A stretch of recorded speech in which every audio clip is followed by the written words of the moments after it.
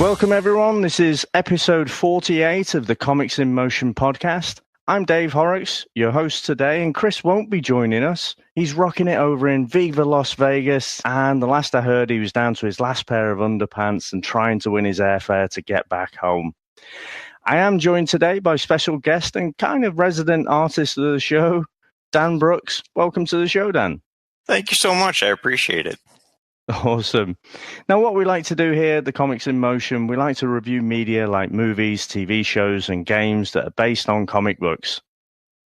Myself, I'll be looking at the media mainly from the perspective of a long-time comic book reader, and my usual co-host Chris will review mainly from that media perspective, but we'll be doing a bit of that with myself and a bit of that from Dan today. So usually we'll walk through our given choice of the week and we'll give our different thoughts and perspectives on it. What we also like to do, we also like to spoil the hell out of everything. And so if you haven't watched our choice of the week, then I'd advise you to proceed with caution. Now, Mark, it's Mark. Who's Mark? Who's Mark? So, Dan. Damn, this is a theme of the podcast. I did call one of the writers a different name as well. Can't remember what I called him. So Dan. Yeah. Great to have you on the show finally. So we've been collaborating, for a few months now, haven't we? We've been giving us various art pieces, so syncing up what we're reviewing, and you've got lots of lovely artwork. So tell us a bit about yourself. My name is Dan Brooks. I live in the United States, in the state of Florida, and I have been doing art in one form or another probably for as long as I can remember. When I was a kid, I used to always draw pictures and, always with a pencil in my hand. And as I went through grade school and high school, I would not a lot of I went to private school. They didn't focus a lot on the arts at all. So everything I knew probably through until I got to college was self-taught. I would just sit there and draw and study anatomy books and read comic books and watch any animation I could get my hands on that was interesting looking or whatever. And then I went to college. I became an art major, and then I studied graphic design. I did that for 4 years. The first 2 years were spent studying the fine arts, drawing and painting, stuff like that. And then got into the computer end of things for my last 2 years. I spent my junior and senior year studying graphic design, and that's what I do now. I've been a graphic designer, ever since then. So 18 years in the industry. I'm an art director now for a magazine here in Florida, and I draw pictures for anybody who wants them. Basically, mostly myself, as a hobby, and on my iPad at night, my wife watches things that are boring to me, so I just draw my awesome, and do my thing. So there you go. So that's awesome. I have to ask you, in those early days, because I remember kind of drawing my pictures of, I was quite a lot of Batman at the time, trying to draw Spider-Man. I could never get the webs right, though. Very, very hard to draw. Yeah. So, I mean, where did you start off? What were your main kind of characters that you got into in those early days? The earliest I can remember is my friend's dad. He used to have a comic book collection from probably the 60s, I guess, 50s or 60s. He had some. So anyway, I had access to, they weren't in great condition or anything, but he had access to some EC comics and, like creepy Tales from the Crypt, all that kind of stuff.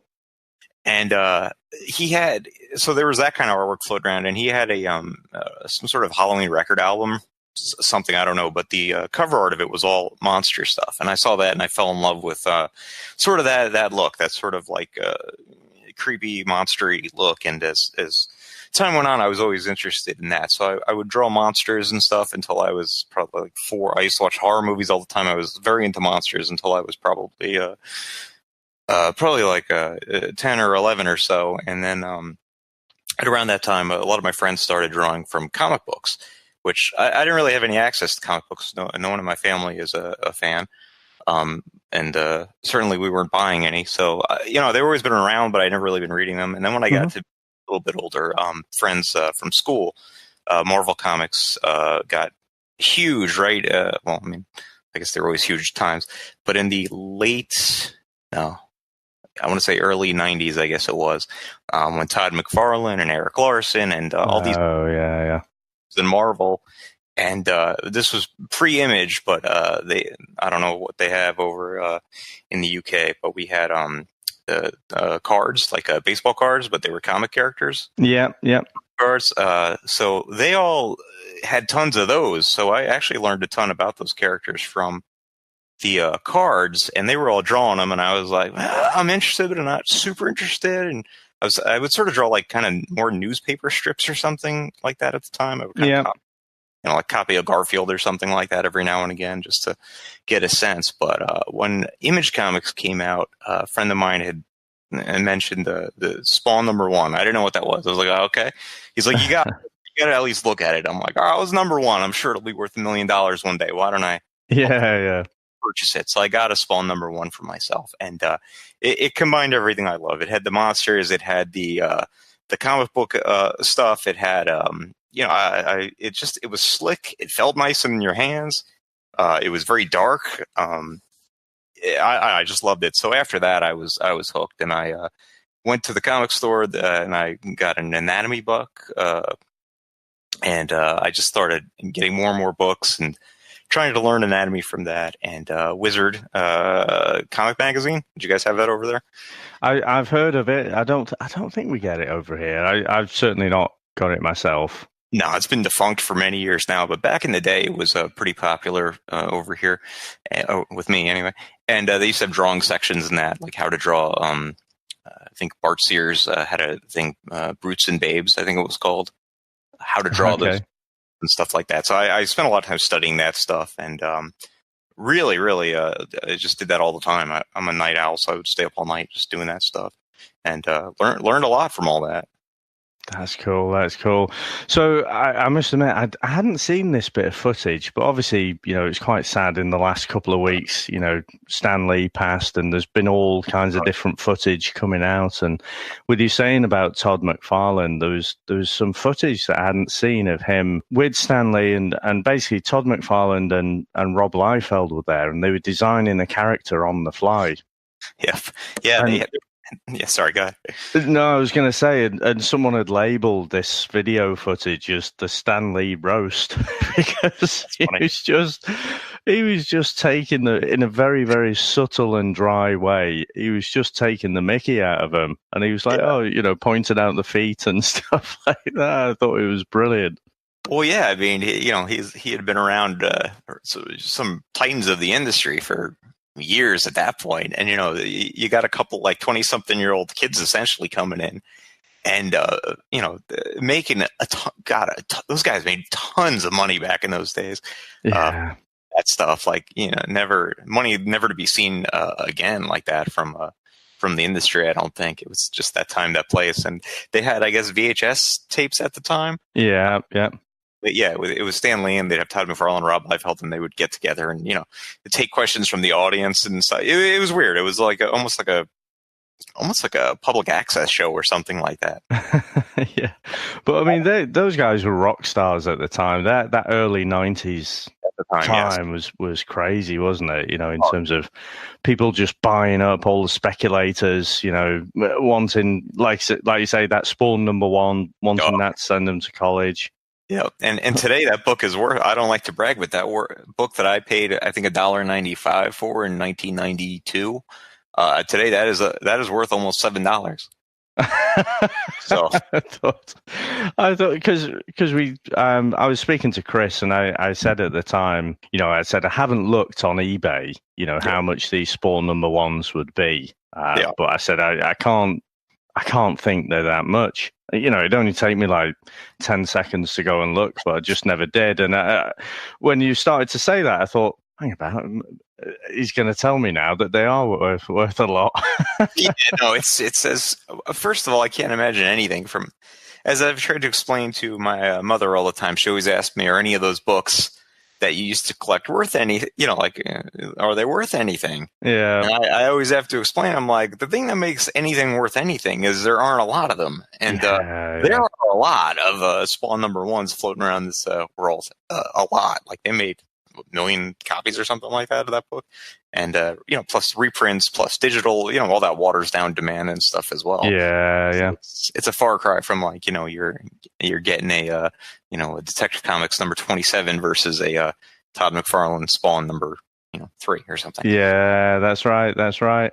And so, what you mentioned about doing the art direction, the graphic design. So, what's next for you, Dan? What's next for me? I've been doing what I've been doing for a long time. The thing I really love doing is the drawing. The problem with me is that I'm not a very quick artist. It takes me a while. I'm very I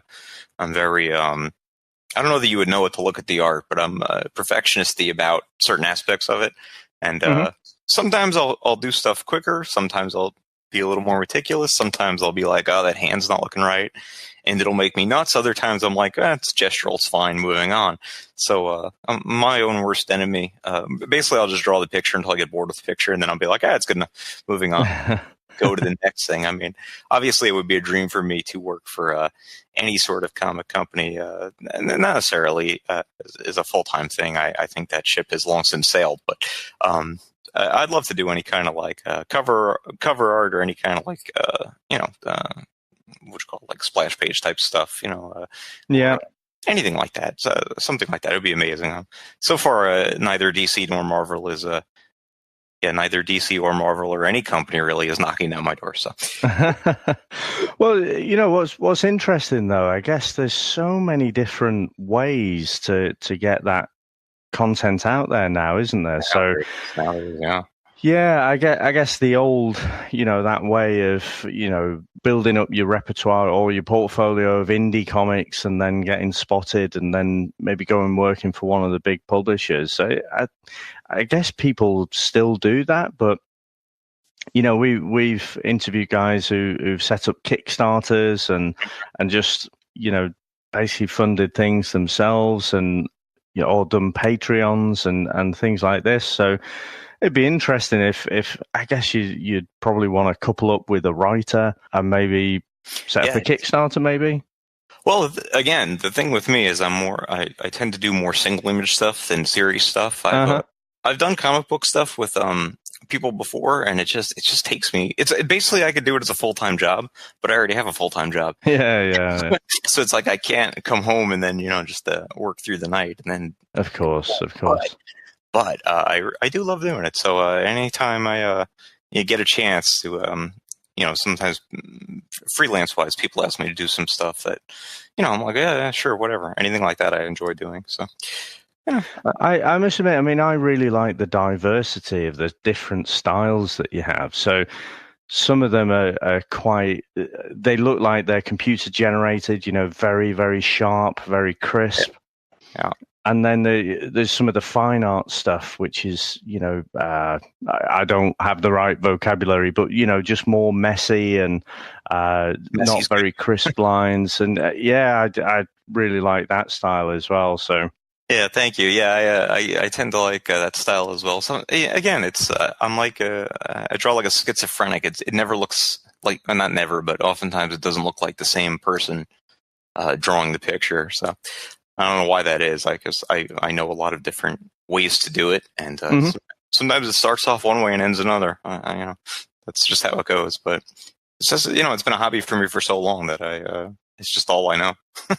Oh, that's awesome, and I remember chatting to one of the artists at Comic Con, the Bedford Comic Con, not so long ago, and he was actually asking me, so like, do you do much drawing or anything? And I was saying, well, actually, as a kid, I used to love it, and then when I got to kind of, I guess you'd call it upper school, or senior school. I just remember having an art teacher who just was very critical and wanted art in a very specific way. Yes. If you know what I mean. So I sure do. Yeah. Me drawing little pictures of Spider-Man and stuff was just not going to cut it, and so I ended up being completely discouraged and didn't draw for years and years after. And it was only having kids and, trying to, occupy them on a weekend and stuff and get them to do drawing as well. I started drawing it again, and I realized, actually, I really like this. It's a fun thing to do, and I do hate to hear when teachers take that from kids, especially, because it's a great creative outlet, and it doesn't cost anything really when you're first getting started. It's a pencil and a piece of paper, or some pack crayons and a piece of paper or something. You're good to go for a couple hours or something like that, if you're, depending how into it you are. Yeah. But it is a shame. And when I was in probably like 10th grade, 9th grade, 10th grade, high school for us, I remember I discovered this is when I discovered I always liked Batman as a kid growing up. Super Friends and Justice. Oh, yep. And all those cartoons as they stood back in the early 80s, late 70s, early 80s. So I always liked the character Batman, even the 60s show and whatever. But as time went on, and the animated series, the Batman animated series, came out in 1992. That was right around the same time I was getting into the comic book stuff, and I learned from that show that one needn't be a master of anatomy to draw certain characters. You're drawing Spider-Man. That's a pretty sunny, out in broad daylight kind of character. Mm-hmm. You're drawing Batman. You got your friend the Cape. You've got your friend Dark. Yeah. And as I've heard said many times, when in doubt, black it out. So you can literally, if you don't know how to draw a leg properly, well, guess what? That cape's coming right down over it. Or, if you're having a hard time, if you messed up on an arm, you're just like, oh, okay, well, let me just darken in that area. And he's coming out of a shadow and stuff. So in high school, I used to draw a ton of Batman just because I was able to hide any of the anatomy I didn't know. I was in love with the character for so many reasons, and that was always one of my favorite things about that show, was they had simplified the form of the characters to the point where someone who was even amateurish, could draw it and make them look pretty good, decent, Yeah. But yeah, anyway. Cool. And so it was actually yourself who suggested our choice of the week this week, wasn't it? And also Batman themed. So yes. Batman Gotham Knight. Yes, Batman Gotham Knight from 2008. Yeah, so what I'll do is I'll talk a little bit. I wanted to talk a little bit about the comics background. Sure. Not on a specific character that appears actually right at the end there. Okay. And then we'll talk a little bit about that movie background, kind of how it came about. But I'd really like to know your perspective of kind of watching it at that time and kind of where you saw it and things like that. But in our last episode, we actually covered Suicide Squad. And so what I wanted to do, we focused in on Harley Quinn there. Wonder really, yeah. Well, we had a guest on there as well. We had a lady called Martine, and she's a cosplayer who does Harley Quinn. So it seemed rude not to. Yeah, no, but I mean that movie was really, very much about Harley and Floyd, wasn't it? The Deadshot character or the Will Smith character. And so strongest probably when it was dealing with those two specifically anyway. Yeah, absolutely. So what I want to say then, so Deadshot, his real name is Floyd Lawton. He's typically a Batman villain, but as we saw in Suicide Squad, he can be played off as that anti-hero. Yeah. Now, he is a Silver Age character, so he came out in Batman 59 back in June 1950, and he was created by writer David Verne Reed and artist Lou Sire Schwartz. Nice name. Which is easy for me to say. And Bob Kane gets credited as a concept, and Bob is usually there. Yeah, he's usually there to take a bit of the credit, and so it's quite interesting though. Deadshot as a character, again, we covered the Daredevil series a few episodes ago. Good. Very much. I'll just take a brief aside then. So did you see that series 3? Oh, it was amazing. I absolutely loved it. I thought it was fantastic. I really did. Awesome. So, I mean, we loved it. I mean, for me, from that first series of Daredevil, I just loved it. It was that Frank Miller Daredevil, and it was just something I'd never seen before. And it's been a little bit rocky, that Netflix journey. Yes, it has. It has been rocky. Yeah, but for me, that series 3 was the best one, and I love Bullseye as a character. He was great with it. He did with Bullseye. My wife watched. There was a show called Heart of Dixie that used to air some channel or other here in the States, and the actor who played Bullshot, Bullseye. To get Deadshot and Bullseye, I just come on. Yep. The actor that played it could have been worse. I know. It nearly was. We'll try to keep it clean. He was on that show. He was like like a goofy kind of romantic kind of lead guy or whatever. So, all right.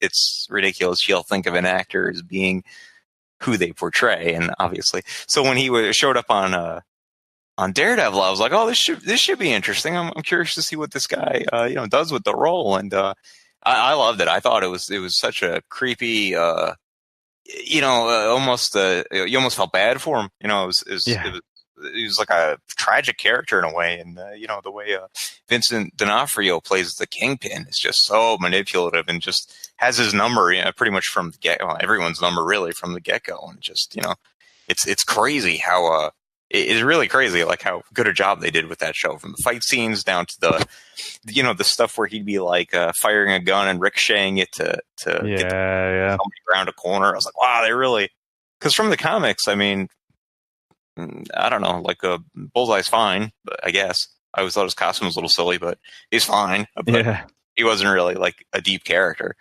to my knowledge. I mean, can't say. Well, I kind of liked him again. I guess I am transparent about this. My reading background, it was more Marvel than it was DC, and as I've got older, try to get more into the Image and more the indie stuff.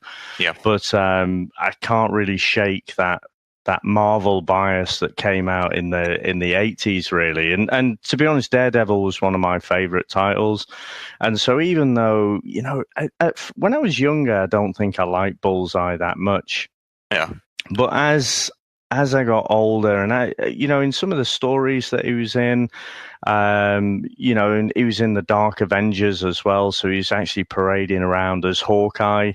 And it just comes across like that clinical, he is an absolute psychopath and, just very, very dangerous character.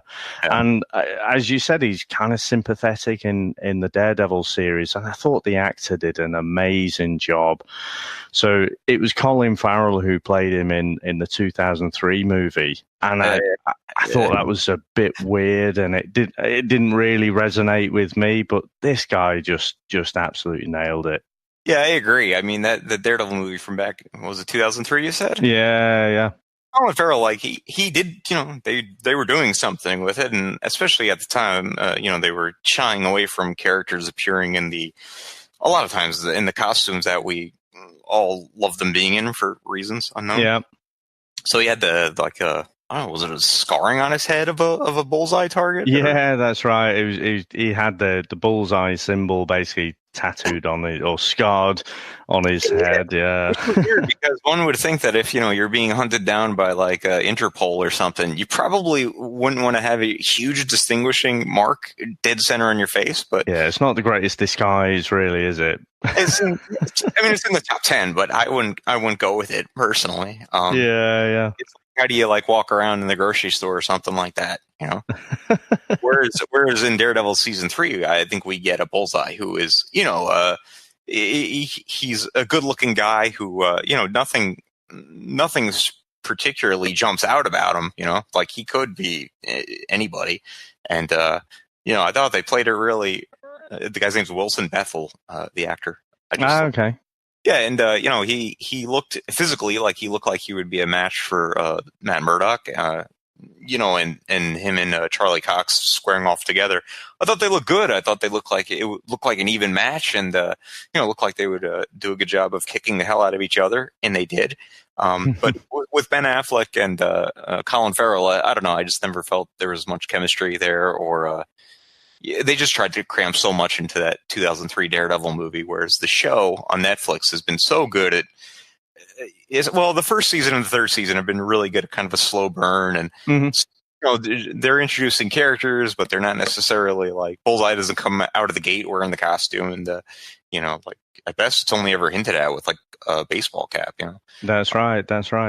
Yeah, so you never get that thing where he's like wildly over the top or anything like that, and really the only costume in the whole series or season, third season, was him wearing the Daredevil costume.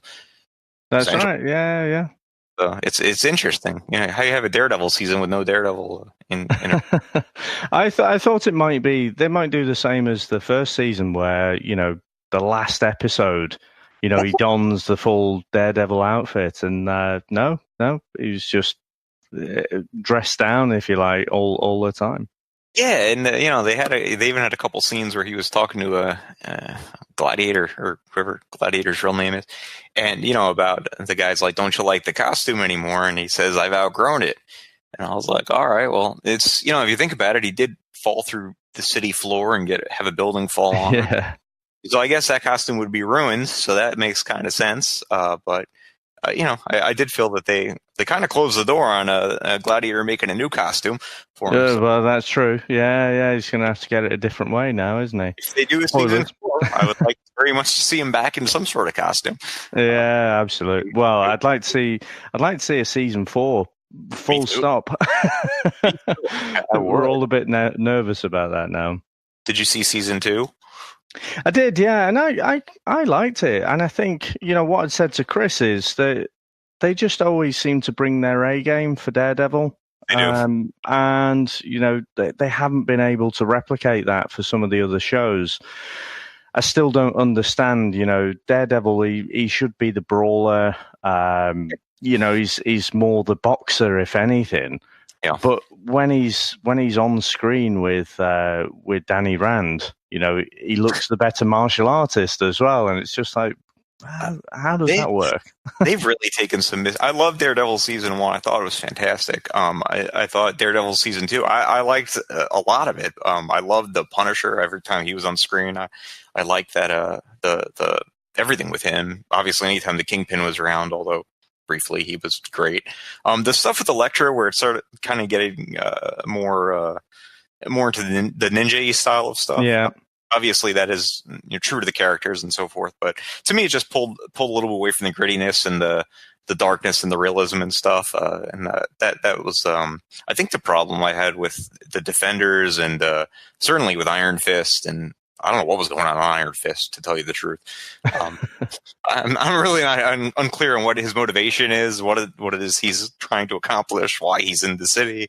I still watched 2 seasons of it, but I did like Jessica Jones quite a bit, though, the first season especially on that. So I enjoy the shows. I think are as good as their villains a lot of times, and Daredevil just has stronger well to pull from, I guess. 100% agree, and I'll bring us back a little bit. But what I will say is, I thought the first season of Jessica Jones was great. I wasn't that taken with the second series, and it's absolutely what you said, is that it's only as good as the villain. So Purple Man, David Tennant, was just phenomenal. And actually, I was thinking Kingpin and Purple Man, they were probably, forget Netflix, across any, comic book movies, they're up there with Heath Ledger's Joker for me. Oh, I would agree. Yeah, definitely. But I think with this latest season, I think D'Onofrio pips it. I think he's, in my mind at least, he's probably up there now. He's probably the best one. A wonderful, wonderful performance from him. Just a great job with the character, and he's menacing just sitting in a room by himself. Yeah, and that's hard to do. But he pulls it off so well, to the point where when I see him in like another movie, it's almost like, oh, is that the same guy that played Wilson Fisk? Because he doesn't, like the guy from Jurassic Park, or whatever it's called, Jurassic. Yeah. Jurassic World. Yeah, and he was the guy. He was the cockroach in Men in Black, wasn't he? Yes, he was. It's crazy. love him in that Kingpin. I just love him. I can't get enough. And I think that even of the Marvel movies, to me, there's almost a vicarious, sort of thrill when looking at some of these characters and being like, oh, it's so cool. And when it comes to the villains, like for Daredevil, I would be afraid to have either Bullseye or the Kingpin as somebody who was out to get me. Whereas, like, in the movies, I feel like if Loki was out to get me, fine. Like I don't feel like I would be. I wouldn't be afraid of Loki. I don't think. We're terrified of Wilson Fisk, and to me, that's just like the Purple Man. I thought was such a scary idea, almost like in Preacher, the idea where you have to do what they say. It's they use that to such great effect. I thought it was wonderful, and I thought Kristen Ritter was really good playing off it. Yeah, with Luke Cage in it as well. So I don't know. I would say Daredevil and Jessica Jones season 1, and I really like Punisher season 1 as well. Not what I thought. Yeah, John Bernthal. It's him playing himself. He was the same in Walking Dead. He's the same whenever I see him, but I love perfect for the Punisher. To the point where his pit bulls will appear at some point, and it always pulls me out. Because I know he loves pit bulls. He's all over, Instagram or Twitter or whatever it is with the pit bulls, and I'm like, so whenever he's Punisher's walking around, and there'll be a dog, I'm like, that's his dog. That's his dog. Yeah. But obviously, I think with Bullseye, I think he was created by Marv Wolfman. I think he was in the 70s. I think it was 76, actually. He came about. So he's definitely influenced, I think, by the Deadshot character. Oh, yeah. And they do share a lot of those traits, don't they? So Deadshot, he doesn't miss, or he never misses, although as part of his kind of comic book origins, he was actually trying to... His father was abusive, and he was trying to actually take a shot at his dad, and he ended up killing his brother instead. And so from that moment on, he swore he was never going to miss another shot again. So, that was, I guess, when he says he never misses, it's not quite true. He almost never misses doesn't sound as good. From now, I'm never going to miss again. Starting now. Well, Bullseye never misses either, right? Isn't that his whole thing? Yeah, but I guess it depends what the story needs. If they never missed, then there wouldn't be much of a story, I guess. That's right. And I guess, I can't help but just, because it's still fairly fresh, but I'm going to go back again and do what I said I wouldn't do. But in the Daredevil season 3, you could tell that when, in those fight scenes with Matt, when it was up close, Matt had the beating of him. Yeah, he did. But as soon as he got further away, then Bullseye had the upper hand. So it's exactly what you said. Daredevil didn't really have the beating of him. No. It just depended on, how close they were, and they're very, very evenly matched. It's a good point. I hadn't really thought of that. But, like you say, Matt Murdock's father is a boxer. He obviously knows his way around the boxing ring. Plus, he was trained by Stick, and he's ninja boxer kind of guy. Up close, he's pretty damn good in close quarter combat. But Bullseye, man, he can hit you from across the room with a stapler and cause damage, as we learned. So I thought that was I don't know, just the way everything became a weapon in his hand, just like in the comics and stuff. I thought that was it's just brilliant writing and directing on that show. Absolutely. Now, back again to Batman Gotham Knight. So this concludes our review of Daredevil season 3. Yeah, we'll do that. So Batman Gotham Knight's an anthology animated feature. Now, it is a PG-13, very much due to the violence, and a lot of it's stylized violence, but you certainly wouldn't want to bring, or I wouldn't want to bring my 8-year-old along to watch that. No. And it's set in between. Well, actually, the first thing is it's set in that Nolan verse, isn't it? In between Batman Begins and Dark Knight. And at the time, and I must confess, I didn't watch this at the time, but I believe it was very much, marketed as this was going to join up these two movies. And so Dan, I believe you did watch it at the time. So what was your perspective when you saw it at that time? Did you see it just before Dark Knight came out, or? I actually remember I purchased this DVD back in the day, and it was it was the third in a series. This was back when Warner Brothers was just starting their line of the animated movies, DC animated movies. Mm-hmm. So I think this was came after. This was on the heels of the New Frontier. They had Death of Superman the first time they did it, and they had the New Frontier, and both of those to me had been. I can't say a letdown, but just the source material I enjoyed much more than the animated project. So I went into Gotham Knight, not knowing entirely what it would be, because really this was the first time they weren't adapting the story. It was more of ostensibly a fill in the gap between, like I said, Batman Begins and The Dark Knight. I knew it was done by the same in the same style and by many of the same people from the Animatrix movie they had done.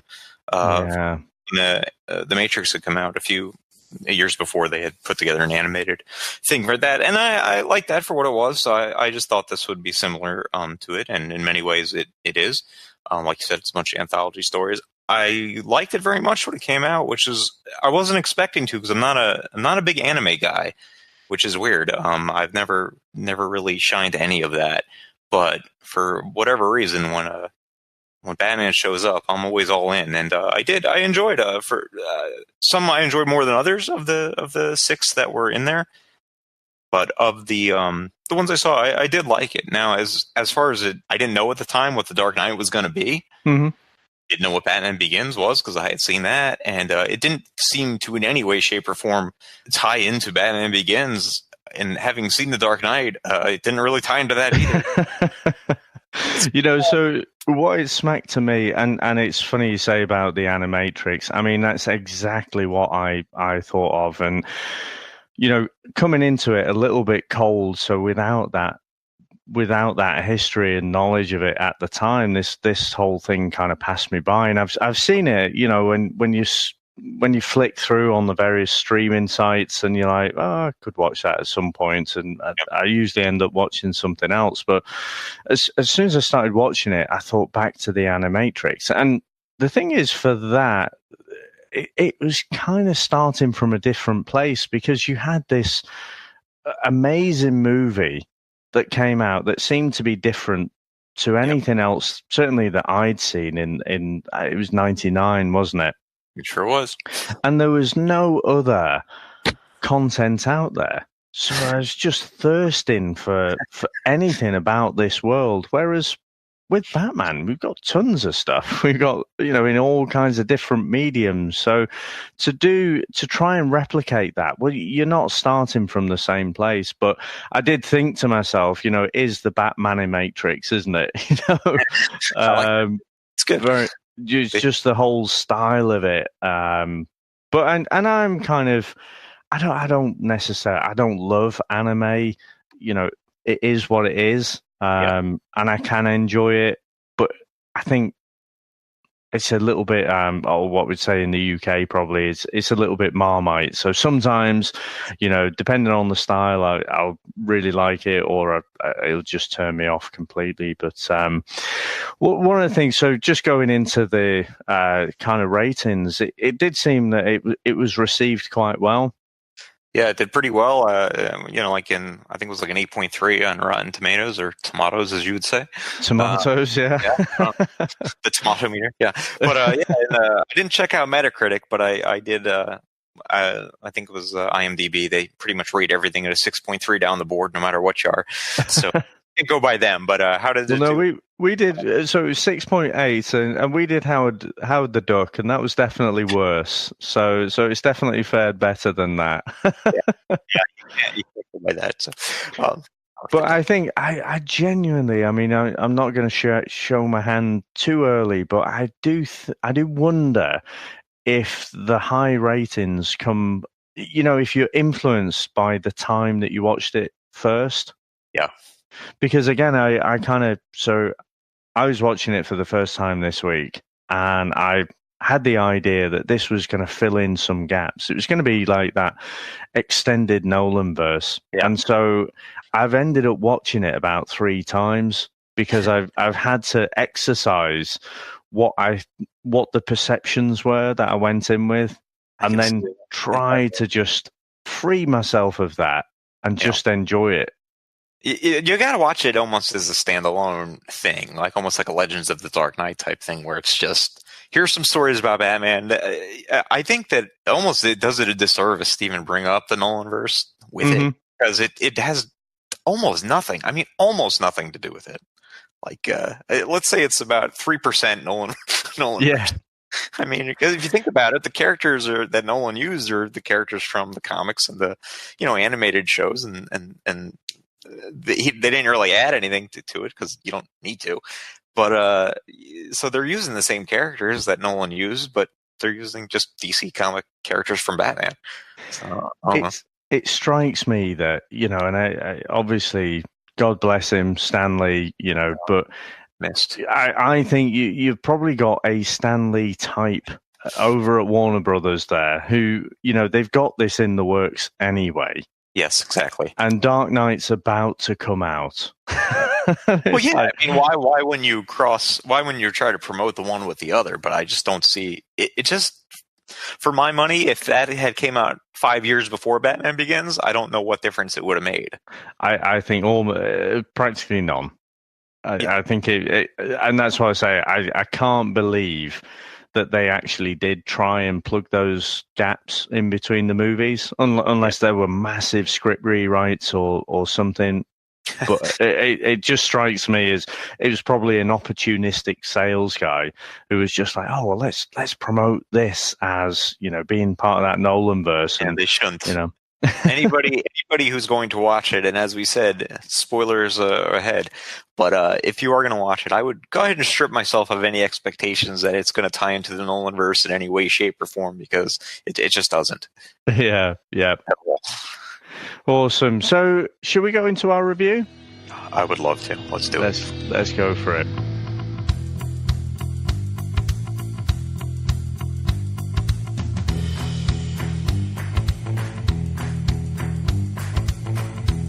So we'll start off. We've got 6 segments. So as we mentioned, this is an anthology animated feature. So the first one that we start with is a story called "Have I Got a Story for You?"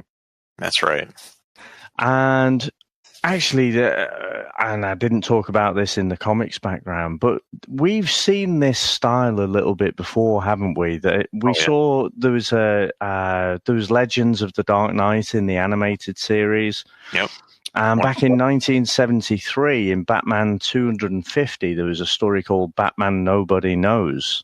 Mm-hmm. And again, this isn't, a direct adaptation of that, but it's the same kind of idea that you've got this legend, you've got these kids, and they've had some kind of run-in with Batman, and they're all telling the story from their perspectives, and they're all a little bit tall-tailed, I always love that kind of stuff. I loved it when it was in the animated series with the Legends of the Dark Knight, where they adapted several previous Batman stories, and you realize seeing it, it's every writer, anyone who's ever told a story about Batman one way or another is giving you an interpretation of this mythic idea of this essentially unstoppable man who dresses in black and fights crime, and so it's fun to see it from kids' points of view, especially. And I liked a lot what they did with this first episode in the series.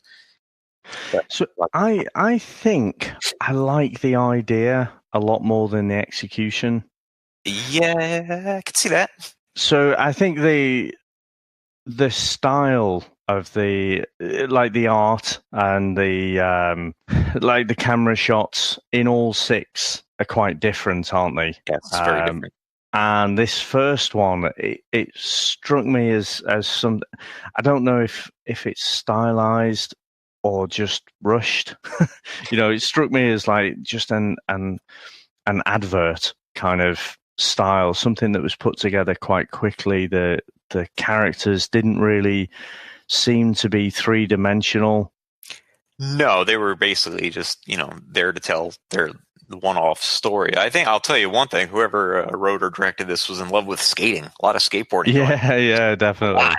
We got the skateboard as a mode of transportation, the skateboard as weapon, the skateboard as prop. It's all over the place. But so, and what's weird, here's one thing I did like this story. I would say I liked it. Of course, I have some issues because I do. It wouldn't be a show without him. But the villain of this piece, this creature of the piece, is in many ways very similar to what they treat Batman as. Like, he's this lad kind of monster thing that's like just almost mythic in and of himself, which I thought was a weird direction to take, because then he's getting attacked by essentially a very similar looking creature, you know? Yeah. So it's like when they clash together, it almost looks like, especially early on in this segment, it almost looks like it's Batman fighting Batman, or at least a version of it. And it's interesting. I haven't really thought of it too much. Again, I think in the animated series, they did it a lot better, where they, as you said before, you know, they used the shadows and the dark a lot better. Whereas this seemed to be completely, certainly that first story seemed to be all in the light. And then you had this man in black, you know, the baddie, getting chased by Batman, and I think the first one he appears like this smoke demon. Yeah, but it's in daylight. It's weird. It's a weird choice. I mean, it's kind of reddish out, but it is clearly in daylight, and it's my bias on just generally. I hate whenever they show Batman out in broad daylight. It's been a pet peeve of mine for as long as I remember. I mean, like, you know, you're looking at Super Friends. All right, fine. That's just what it was at the time. And the 60s Batman show, again, it's like, all right, well, they're awesome. goofing around. Yeah, but they're goofing around essentially. But I think that any real Batman story, especially one set in the Nolanverse, needs to really be set at night. It just has to be. For me, it loses all. I mean, otherwise, just looking at a guy in a silly costume. And also, if it's in broad daylight, aren't these kids getting a real clear look at him? Oh, that's the thing, isn't it? So I can buy, you know, and I think back to the 89 Batman as well, you know, where he's hanging about in the shadows, and you've got people kind of telling all these stories and whipping themselves up into a frenzy and panicking themselves, and you know, I can buy that. But when he's right there in daylight in front of you, it's a guy in a black suit. You know, I've been to plenty of comic conventions. Sure. I don't mistake someone cosplaying as Batman as like a smoke demon. No, that's what I'm saying. Not at all. And the thing is, like, you could see if you've ever been alone in a dark place where you're not real familiar, and you hear a noise, it spooks you a little bit. So I can imagine some 6'3", 200-pound muscle dude came out of the dark, and I only got a half look at him. Yeah, that would scare the hell out of me. But like you say, if I'm skateboarding through the streets of a major metropolitan city and see the same guy in the same suit in broad daylight, I'm like, all right, maybe, you know, it's fine. A guy in a suit. Pretty much. That was one of my problems with The Dark Knight Rises.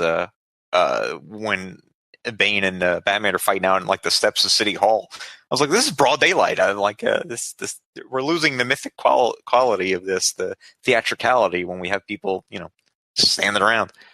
Yeah. No, you're absolutely right. And I hadn't actually thought of that. And I'm going to have to bring this up with Chris, because I think Dark Knight Rises is one of his favorites. Is it really? Huh. Yeah, I know. It's not one of my favorites. He's a hopeless case. that movie, there were parts of the movie I liked a lot, but my God, they lost me immediately when they're like, "Oh, Bruce Wayne retired." It's like, why did he retire? His knee kind of hurt. All right. Just a bit of physio and it's fine, though. So, yeah, I mean, they were trying to do the whole Dark Knight, the Frank Miller story, you know, where it's an older, grislier, you know, retired Batman. But, it's a 34-year-old Christian Bale. He looks fine. Well, he kind of looked a bit like the 16-year-old Christian Bale that was going, or 18-year-old Christian Bale that was going off to college, you know. Yeah, he didn't look that much different. Yeah, I think as an audience, you want to see somebody more like, more Clint Eastwood, and then a little bit less, guy from American Psycho. Yeah, and to be fair, he does get some stick, but Ben Affleck, I think, does okay at that older I think Batman. for me, Ben Affleck is not the problem with that whole iteration of Batman. I think it's more the writing is really. I thought he looked good in the suit. I liked him as Bruce Wayne. Yeah. Ben Affleck's a big guy. He's a physical presence, without a doubt. But, I just think that they have him doing things that aren't very Batman-esque. Yeah, I agree. With all this stuff, so like Batman wouldn't do that, or why would he, pull out an arsenal and just start blowing up criminals? It seems. Yeah. But anyway. Yeah. But I mean, we get that, don't we? From the kids' perspective, like we say, it's all in broad daylight. We get a smoke demon, we get a man bat kind of thing as well. And really, what it does, what all this serves to do, is remind me of kind of more exciting Batman stories. Like, yeah. And I just think of the Almost Got Him episode from Batman the Animated Series, where it's his rogues gallery telling stories about him. And they're, it's pretty accurate Batman because they know what he looks like and they're not afraid of him, clearly. And they're just, telling stories about, how they almost killed him. I was like, oh, that's a much better story. It's just a much better idea, I think. Yeah. And as far as the kids telling the story, they literally did the same thing in the animated series, the second go of it, when they had the Legends of the Dark Knight. Mm-hmm. They had a bunch of kids telling, stories where he just looked different. So I'm fine with them doing this in the kind of more anime style. I liked it. I enjoyed it for the most part, but I agree with you. The animation looks a little bit slow or something to me, and the characters look very, very stylized. Like the kids look, I don't know, dwarfy or something like that. Yeah. The realism of the backgrounds are beautiful, but and that is weird, isn't it? Because the backgrounds are fantastic. Yeah, it's the foreground that takes me out of the story. It's weird. Oddly, the animation kind of pulls you out of this animated thing. Yeah. You know what is interesting in that piece, though? At a certain point, Batman shows up in, I guess, what would be the Batwing, and the Batwing reminds me of the Batwing from Dark Knight Rises. It looks very similar to it. Oh, yeah. It's weird. It's like this huge, like, helicarrier thing. It's not really bat-shaped in any way, and Batman's got like a weird Iron Man armor on when he comes out. Yeah. Well, actually, why bother with a helicopter if you got armor that yeah, do that stuff anyway. So yeah, I did think one of the stranger things was this you get this combat robot, Batman, and again, I thought that was incredibly strange. And again, I can see different stories told from different perspectives, but having a Terminator type Batman, that was a bit weird.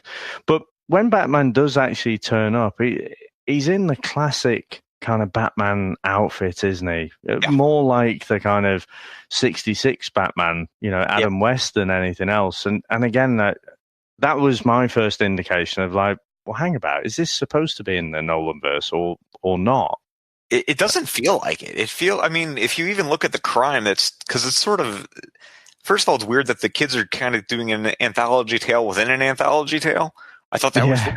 I was like, why are we doing a 4-part story instead of a 6-part story? Like, how watered down do we need to make this? So that was weird to me. But if you look at the story that they're telling, it's basically about a jewel thief or something like that who, has a jetpack and he's robbing a bank, and Batman basically goes after him. And that feels like a very Silver Age story to me. Like, just kind of silly and like whatever. And it's somewhat violent, because the guy is trying to stab him to death with a knife at some point. But, it's with the animation and stuff like that, none of it ties in any way to anything Nolan, really. Yeah, and I'm not going to keep going on about that. So that's the last I might say it again, but I'm going to consciously try not to keep saying how it's not the Nolanverse. But again, just to emphasize the point that we made earlier, it's just treat it as it's standalone. It's an anthology animated feature, and it could be any one of the parallel universes out there. Yeah, it's an Elseworld story completely. So yeah. But I mean, I think for me, this particular story, I liked the idea of it. Some of the concepts in there, just a little bit better than the execution. But I went through and I did enjoy it. I didn't hate it. Yeah, I liked it. I didn't. I definitely didn't hate it. I did like it. I just thought that, like you say, there's just so much stuff out there if you're looking for it, especially in animation for these characters. That is slicker or just to me a little more satisfying, a little bit more true to the character. I don't know if you ever saw Young Justice. They have it's coming Oh out. yeah. I mean, I thought Batman and that was wonderful, and they barely have him in the show. Just using him every now and again to essentially be stern with children or do something. But Yeah. it felt like to me that feels like Batman, except of course where he's standing out in broad daylight in that show. But more or less, it feels like Batman. But it's fine. It's a good story. I like this sort of story, but I think it's been told before and has been told probably better than Yeah. this. But Cool. Now the next one is just called Crossfire. And this was more of a police-centric story, wasn't it? So again, I guess the first one we had the perspective of the kids. Yeah. And this time we're along with Chris Allen and Anna Ramirez. Mm-hmm.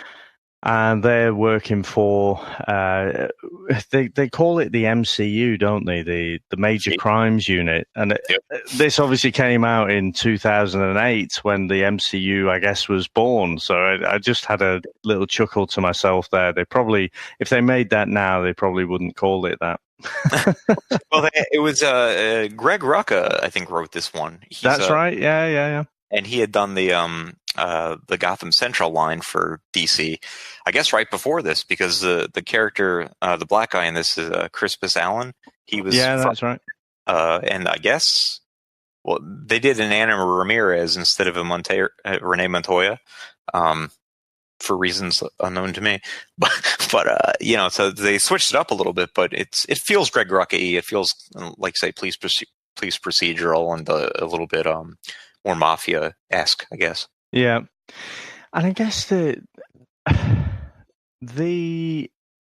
first time I watched this, I was just thrown off completely. So the story does pick up from the first story, doesn't it? So the guy, the man in black, paying attention to get that. Say again, sorry? You got to be paying attention to get that, because my first walkthrough, I didn't get that at all. I'm like, probably the second or third time I watched it, I'm like, these guys are all, it's the same story. Yeah. I think it's a better idea and concept than they executed it. Yeah, I completely agree. And I guess it's partly my fault, probably the first time, and I can't think specifically, was I kind of flicking through on my phone, possibly, and not really paying attention. But it was only when I was paying attention, it was like, oh wait, no, this is a continuation, and actually all 6 of the stories do join up. Yeah. Whereas the first time going through it, it was like, this is just random anime stuff, Yeah, my first thought about it was, I'm like, okay, well, these are just 6 Batman stories, and then you realize that you watch it, you're like, the guy in black from the first one is the guy they're escorting to the Narrows in the second one. Actually, mention of the Narrows, I think, is the only Nolan-esque thing about all this. I thought that as well. I thought that did really, again. So one of the reasons I love that Nolan trilogy, and I think one of the reasons is apart from the fact you got a guy in a running around dressed up as a bat, it is quite grounded. Yeah. Oh yeah, totally. But what they did with the Narrows here, what was it they said? They said basically the whole island is now the prison. So if you're going into the island, and you see people walking around, they're prisoners. They're not. They're inmates. Yeah. So I just thought that was a bit weird, and I don't think we'd have seen that in the live action Nolan verse. So. No, I mean, it's animation by definition. It's not going to be a set in reality. But yeah. I don't even understand. So let's say Gotham is I guess was supposed to be Chicago in the Nolanverse or whatever. So, but let's say for New York City. So like I don't know what island they're referencing. It couldn't be like Manhattan lost to these, like it lost to all these people, these criminals and stuff like that. It seems weird to me that the whole city would just be like, oh, what are we going to do? Let's just close the bridge, and we'll, like almost like with criminals being bought to Australia. Just like, it's fine. Leave them there. Whatever will be. And, as they're driving in, they don't look like inmates. They don't look like prisoners. They look like monsters, essentially, which, is a little artistic license there. But not really how anything was portrayed by, by Chris Nolan, or really ever how Arkham's portrayed outside of Dave McKeon drawings from the Grant Morrison story. From yeah. No, so but like you say, that was what jumped out, was the whole Narrows piece, and of course from Batman Begins, you'd had that whole crash at the end with Ra's al Ghul and what have you. So that I did think that tied it in quite nicely, actually. Yeah, that was fun. But they end up they have a bit of an argument, don't they? I did like this dialogue. And again, the fact that it was a police-centric story, the animation was so much better than that first story. And I liked the fact that, you've got Crispus, he doesn't like the fact that, he feels like they're just working for a vigilante. Yeah. And I think that's true to Greg Rucka's vision of a lot of these characters at first anyway, which in the Gotham Central books, which is that, the cops didn't love being upstaged by Batman all the time. They were it doesn't make them look great, So it does make sense that, as a police officer, he's great. He does your job for you, but it doesn't make you look great. Just this one guy being able to outdo your entire police department. Yeah. I say the animation is for me. I think this is one of the stronger animated pieces of it. The guy that they're escorting to the Arkham or whatever, I guess, is revealed here to be insane, but he in no way, shape, or form seems insane in the first. He seems pretty sane to me in the first little vignette they do. Yeah. He speaks in that one. He has one or two speaking lines. He sounds, very clear, and his motivation is basically to steal diamonds or whatever it is, or jewelry from people. Yeah. Doesn't feel like a thing from, an Arkham villain type would do. No, he seems to be a kind of a Joker level of craziness, doesn't he, in this story? In this one, yeah, and he's like all sweating, and I don't know what he's doing in the back seat, but he's he seems very perturbed, and then he views the hospital staff as zombies or whatever they look like, and they all look crazy too to him. Yeah. It was an interesting take, but again, he doesn't feel like the same character from the first vignette, but he's supposed to be. Yeah, definitely. You get the impression, they've had a meeting, maybe half an hour, and basically said, this is what the overarching plot will be. Yeah.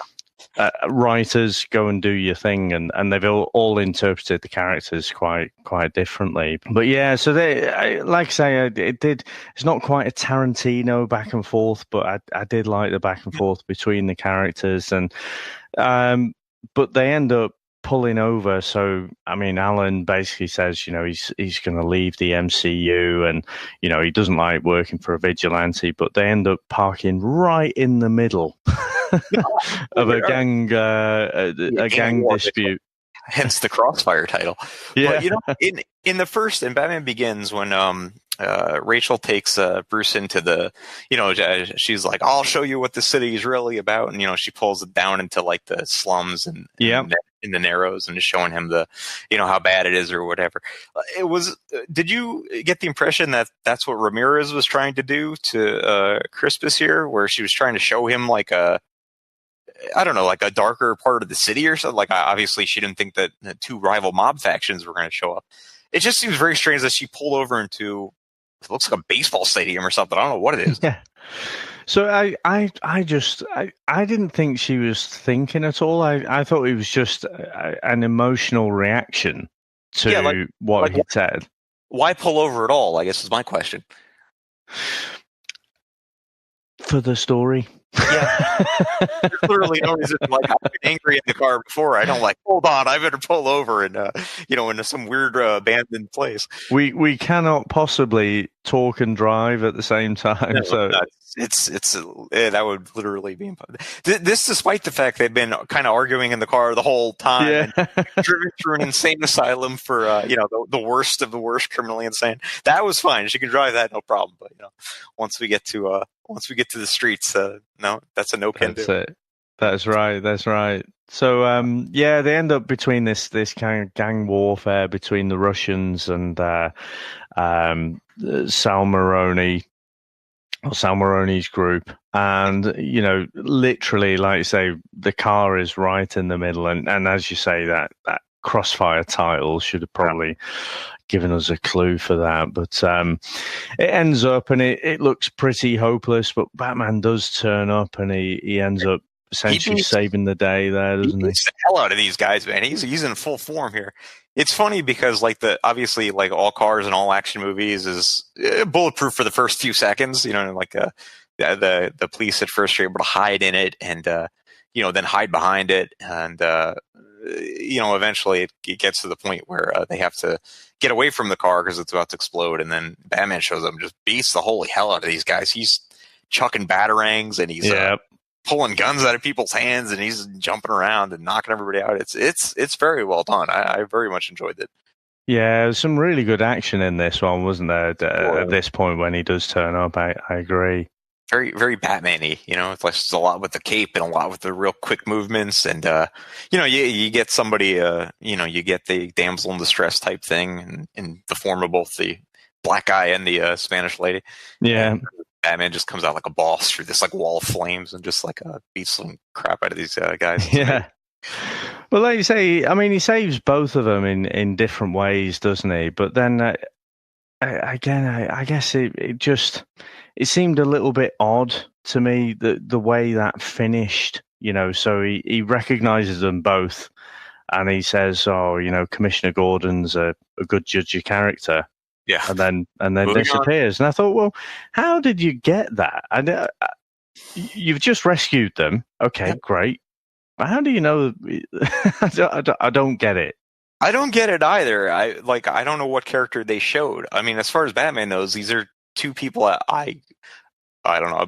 I guess it's supposed to be he knows everybody on the police force, knows who's dirty or not dirty or whatever, but I don't know. It seems weird that he would know anything about these two particular characters. Yeah.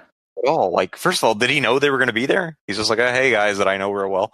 And then, he pays them a compliment, which I don't know why. All they did was get in serious danger and end up in the middle of a very dangerous war. I don't know. Yeah. Wouldn't a more appropriate dialogue be, what the hell are you doing driving in the middle of a gang?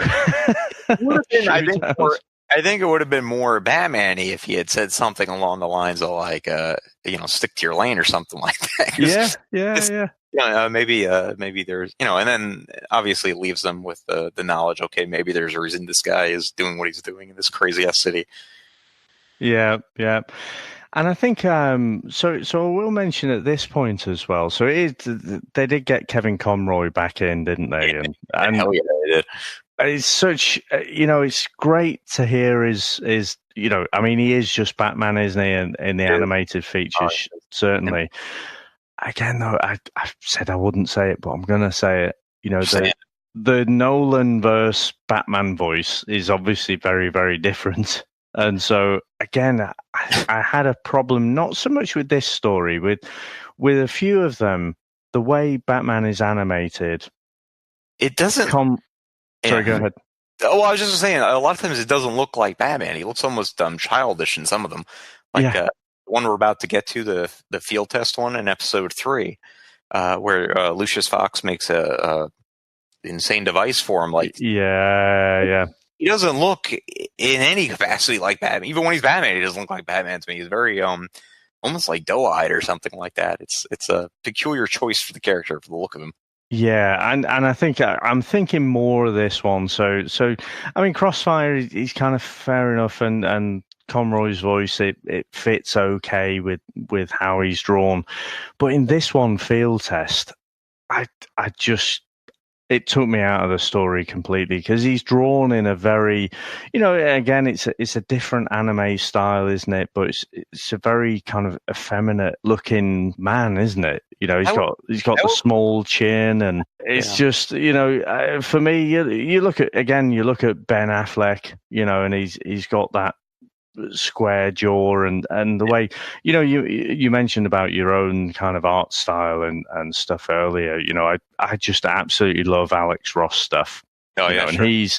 He's not he doesn't knock up things in half an hour, does he? He spends a lot of time, and the way he draws Batman, he is this square jawed brute of a bloke. Oh, he's great. Yeah, he's got real mass to him. You know what I mean? Like, you're looking at an Alex Ross, especially. I like his pencils much better than I like his finished work, because his finished work to me often looks like he's just painting a guy in a cheap costume, because I think oftentimes he's painting a guy in a cheap costume. But, yeah. But his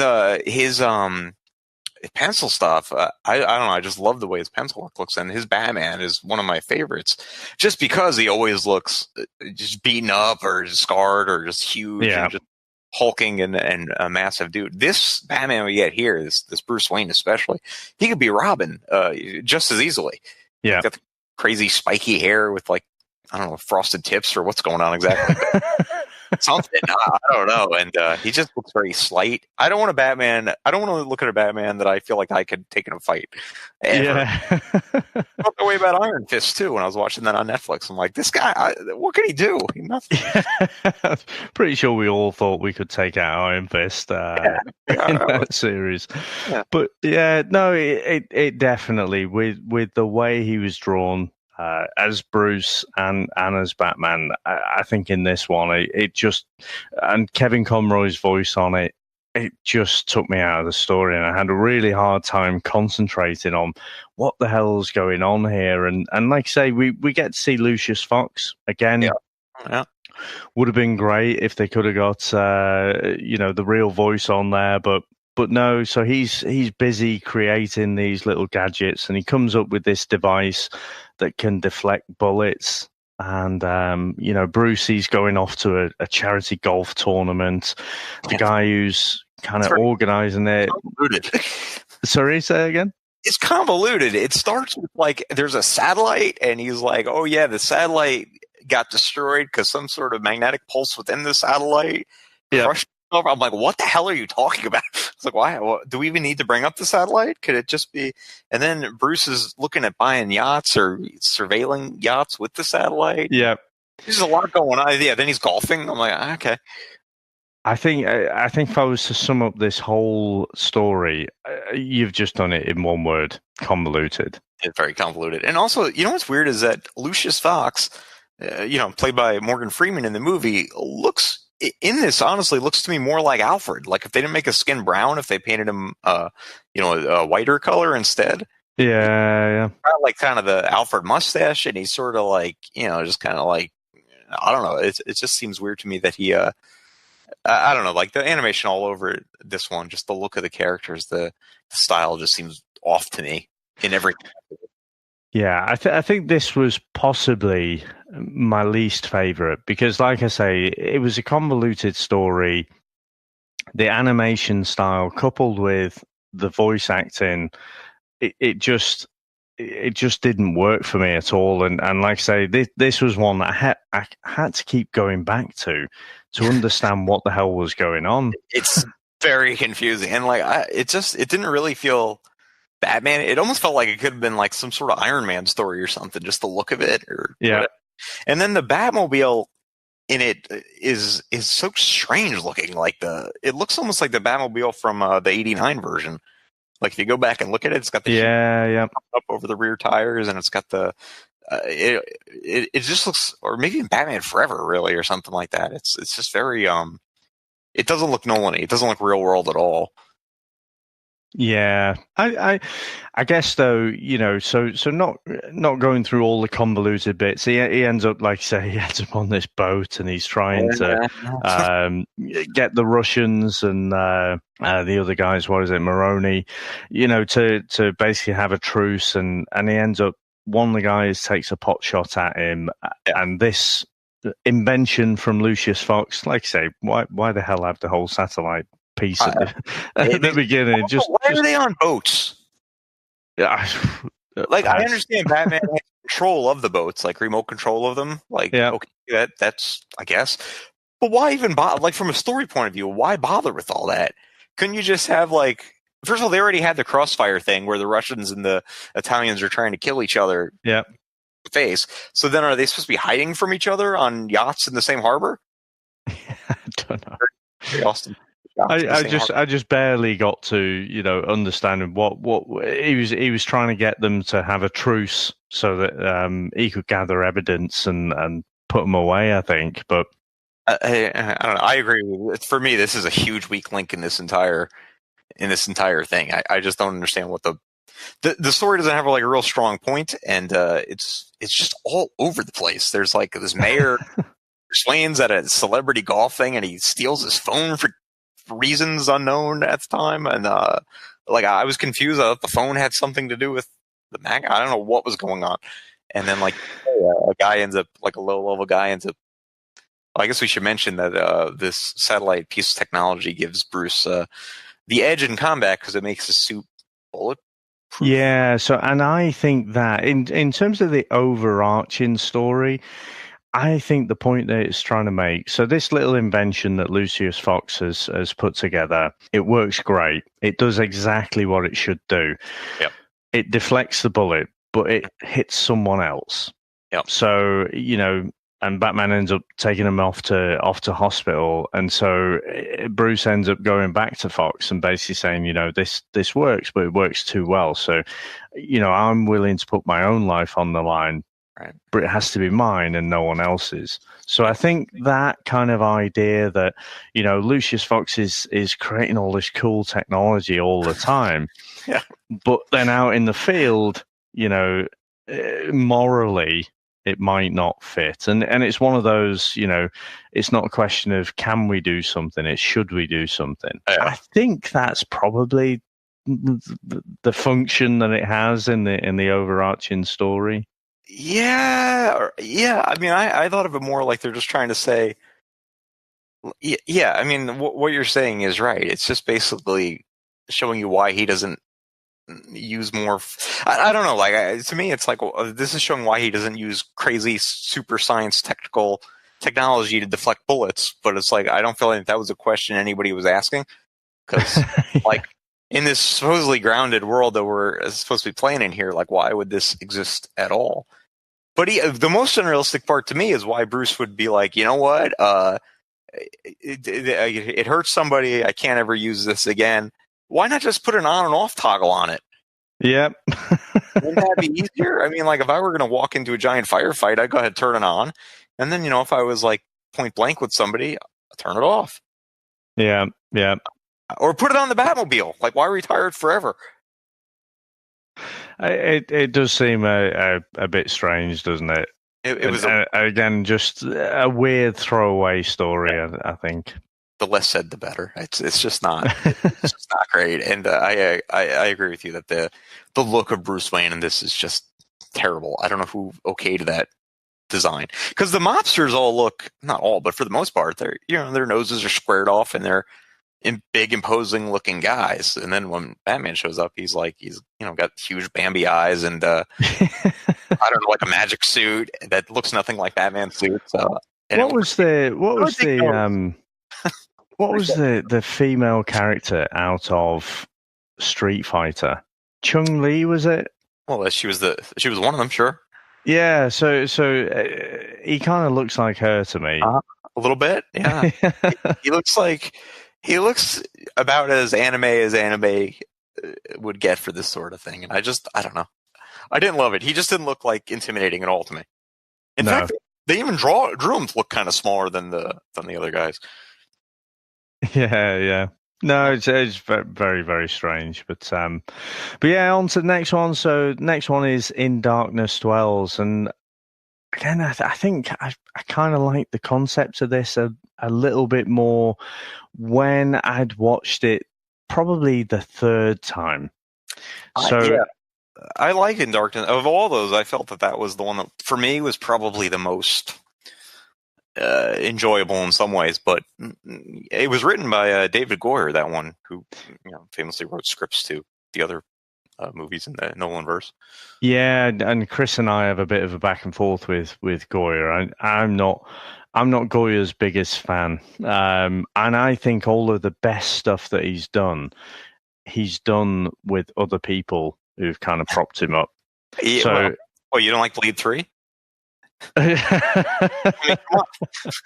Well, the best thing he's done there, I will have to say, is probably, he set Ryan Reynolds off on a path that led to Deadpool. So I'll give him credit there. And I forgot he's in that. Yeah. Well, he's basically playing Wade Wilson in that. Well, then he would go on to basically play Wade Wilson again as Green Lantern, and again very true. Wilson and Wolverine, and then again 2 more times in the Deadpool movies. Yeah, Ryan Reynolds playing Ryan Reynolds. So, no, and I just think, obviously, I think Batman Begins, Dark Knight, less so Dark Knight Rises. Goyer was in there, but I kind of feel like that was more Nolan.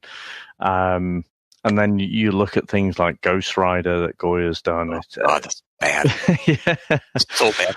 I watched Ghost Rider, and the whole time I'm watching that, I'm like, how has this movie been made? He looks ridiculous. Johnny Blaze looks ridiculous as the Ghost Rider. Nicolas Cage is completely unconvincing as any sort of heroic lead to that movie. There's a bizarre relationship with was it Lena Minette? What's her name? Some Spanish actor. Menendez. Eva Menendez, isn't it? Thank you. Yes.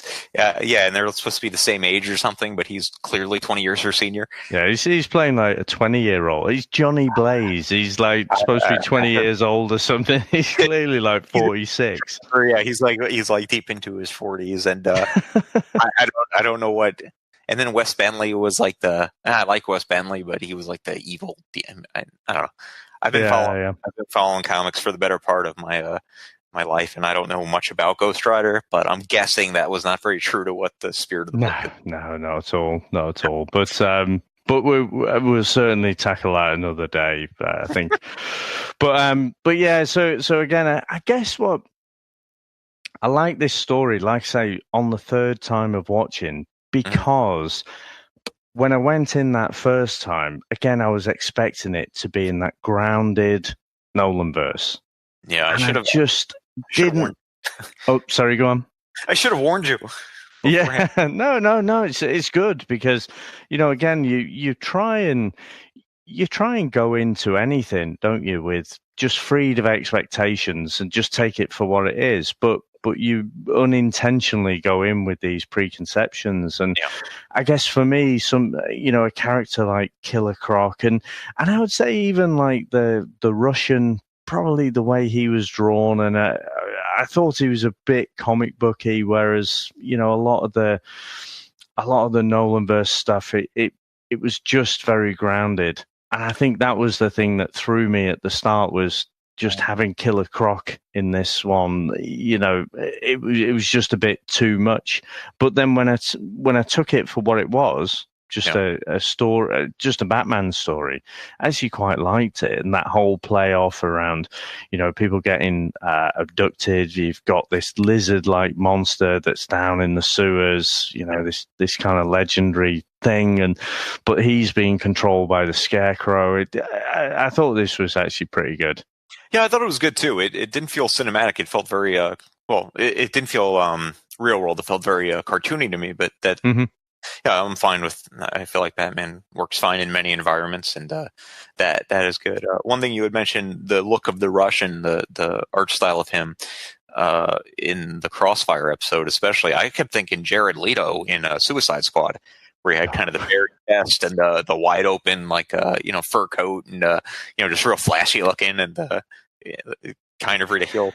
That's a really interesting point there. I mean, I maybe that's why I hated the Russian. He reminded me of Jared Leto's Joker, but that's tattoos. Yeah, no, you're right. That kind of inane grin, and It's like so over the top. It's you don't need that. I don't think. Maybe you do for animating the Russian, just to make him look different than Maroni. But I don't know. It just seemed like very over the top to me for what it was.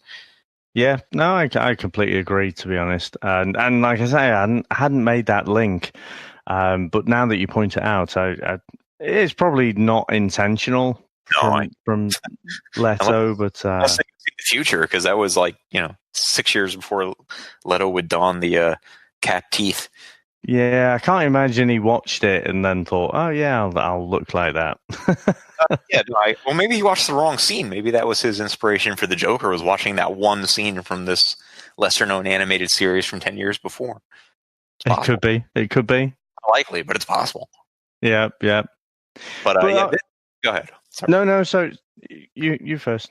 One thing I noticed about this particular episode, which is maybe why I like it, it feels very Tim Burton-y to me. Like, if you looked at the '89 Batman and someone told you, hey, this is going to be an animated follow-up to that, I really think I would have an easier time believing that was true than it tying into the Nolanverse. I mean, it opens with him standing amongst gargoyles, and it's like all dark, and then one of the gargoyles is revealed to be Batman, kind of in the light of the bat signal, which is pretty cool, but it looks sort of like the end of Batman Returns. And then it's in the cathedral, the Gotham Cathedral, just like you met Jack Nicholson at the end of Batman. I don't think we've seen that Gotham Cathedral since. And it's just a Batman that's a little bit more kind of, especially at first, like in the shadows, and you don't get a full look at the character, and it's pretty cool. I don't know. I like the art style a lot. It feels Batman-y to me.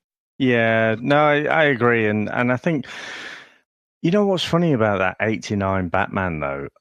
I remember at the time I thought it was so dark, so gothic, and but you watch it back, and to be honest, it's really not. Very campy. First of all, you watch that one and you realize very quickly they're just driving around the same backlot in London. Yeah. I mean, it's insane. Like, when you watch it with modern eyes, you're like, oh, they're literally just circling the Monarch Theater like 50 times in this movie. And where's it, Pinewood Studios? I guess it was. That's yeah. I don't know, but they basically had like the Wayne Manor set, they had the Streets of Gotham set, and then they had the Cathedral set, and the rest I think was just miniatures. So I didn't know when I was like 12 when that movie came out, 10, 11, 12. Something like that. When I saw it at the time, I was like, "Oh my God, look at all the stuff they're showing us here." But I watched it, within the last 5 years or so, and I'm like, for what it is, yeah, it's fine. But it's not what I remembered it being, and it's not very dark at all. It's silly, for the most part. Yeah, and I remember thinking Jack Nicholson's Joker, by God, he's so menacing, but actually he's not that far removed from Cesar Romero. No, not at all. I mean, he does electrify or electrocute somebody, and you see they're burning. That's true. Yeah. He does have his moments, and there was that. But and I did like where the smile was surgically sort of like to fix his face or whatever was going on. But I do remember loving that version of the Joker so much. And then when the animated series debuted, the Mark Hamill version. At first, I was like, well, this is nothing like the Jack Nicholson version we've all loved the years. And then, the first couple episodes, I just wasn't a huge Joker fan. And then, once, like you say, I got over that preconception. I'm like, oh, they're not, doesn't really tie in at all to the '89 movie. Yeah. Once you let all that go, I'm like, wow, this is an amazing show. And I came to really love Mark Hamill's Joker. He's my favorite Joker. Of anybody. Yeah, he is good, and I don't know. Have you seen? I was telling Chris a while ago. I've seen some footage, and I think he was at a Comic-Con or something like that, and they were trying to get him to, speak as the Joker, and he kind of, his whole body shape kind of changed, as he went into that persona, and it was amazing to watch. And it's so menacing, that the tone and how he expresses each word, and it's fantastic. He is up there as the best. Well, certainly I've said before, in terms of live action, it's Heath Ledger all day for me. Yeah. But if I'm to put him and Mark Hamill together, it's pretty close. Yeah, I would give Mark Hamill the edge just because I've enjoyed his performance. I mean, Heath Ledger obviously was incredible as the Joker, but for me, Mark Hamill, it just he brought something to that role. Like the way he talks is almost it's almost innocent sounding in certain times, and then it goes from being just absolutely terrifying at other times. And depending what the look of the character was, because he's voiced him in so many different iterations of the character from the animated series through the Arkham games. He always, I don't know. I love what he does with the character. I love the menace that he brings to all that. And, he can play it as kind of funny. He can play it as very sinister. Sometimes the character looks funny. Sometimes the character looks sinister, and it always just gels so well for me. I don't know. I love him as that character. He's great. Yeah. Yeah. But in terms of this story, I agree. It was one of the stronger ones. I love seeing the Scarecrow, bit of Killer Croc as well. Again, once I'd got over the fact this was a bit more comic booky, it wasn't as grounded. I didn't really kind of get what in terms of the overarching plot, what purpose it served. Neither. I understand. I read online what the actual thing was, and I'm like, okay, well, I must have missed that. It's supposed to be this bishop or priest or whatever that goes missing from this cathedral. I guess was an advocate for the homeless, and for some sort of reason, the Scarecrow doesn't like that and decides to have Croc kidnap him. It's so like what? I'm like, that's insane. Like, that doesn't make any sense. And I don't know why the Scarecrow is in the sewer. That's weird. I don't know why. First of all, I don't know how the Scarecrow knows about this guy talking about homeless people, and it's unclear as to whether or not Scarecrow is making some sort of homeless army, or it's just I don't really get it. I just know it's kind of cool looking, and I guess that's good enough for me in this case. A lot of upside down Batman, which is a hallmark of the first Batman. Yeah. Always very impractical to me. I always wonder why the cape doesn't fall to the ground. Because he's upside. That person, it's like that's not a comfortable way to talk to somebody. And then he does the weird, almost shadowy thing where he turns into smoke because he falls down into the sewer pit and walks around looking for a giant crocodile. Very well lit sewer too. It is, isn't it? It's fantastically well lit. And if you'll notice, he's wearing the Michael Keaton costume. Oh, I didn't notice that. What? Yeah. So he couldn't actually turn his neck? He had to turn his whole body? I don't know if he can turn his neck, and the bat symbol's not the same as it was in the Keaton version, but a lot of it looks from a lot of the different angles. It seems to look kind of like in Batman Returns, the way that armor is. Right, okay. Very sculpted. I don't know. It's just, I don't know, that's what it reminded me of. Yeah. Well, the next story, I can kind of get where this fits into an overarching story. So working through the pain, this is a little bit. Do you remember? I mean, I think we're roughly the same age. I think. Do you remember the David Carradine Kung Fu? Yeah, sure. So for me, this story was a little bit like that. So he's obviously injured. He's in a lot of pain. And he's going back. We get a lot of flashbacks, don't we? To we sure do. This lady Cassandra, and she's kind of his. She's teaching him a lot of lessons about controlling pain, and she's obviously mastered it, and he's not. He's just trying to learn all this stuff. So again, it took me back to the old 70s kung fu there. And I think the Kevin Conroy voice on the way Bruce Wayne is drawn here took me out a little bit. I think if you're going to animate someone differently each time, I kind of think it's okay to have a different voice actor as well. Yeah, and I think it hurts this generally and I don't know why they didn't get some of the actors from the movie, if not all the actors from the movie, to do some of the voice. I mean, Kevin Conroy to me is Batman. Anytime I've ever read anything, it's always his voice in my head. And but even so, if they were really making an honest to God effort to make this what they said it was, I don't see why you couldn't get Christian Bale in here to do some voiceover work. I mean, not necessarily as a younger Bruce Wayne, but they're there anyway. They got a lot of downtime on set. Go ahead and do a little bit of audiovisual. Take an afternoon and just fill it out right. But yeah, I agree. I don't know if I would have used for the younger Batman. They've done young Bruce Wayne before with Kevin Conroy, and it's fine. But it's if you have the character looking like he looks here, they might have definitely been better off doing something that's a little bit more younger sounding. Yeah.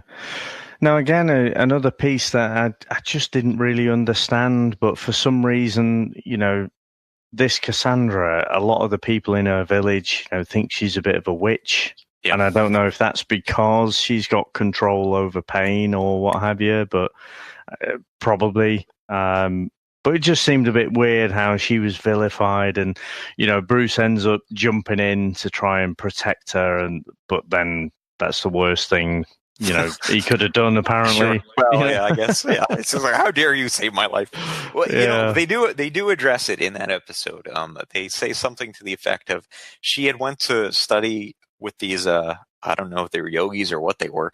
The techniques of these guys, and I guess had dressed like a little boy to get in there, and then they found out at a certain point, like Hilary Swank and Boys Don't Cry or something. They're like, oh, wait a minute, you're not a boy, you're a girl.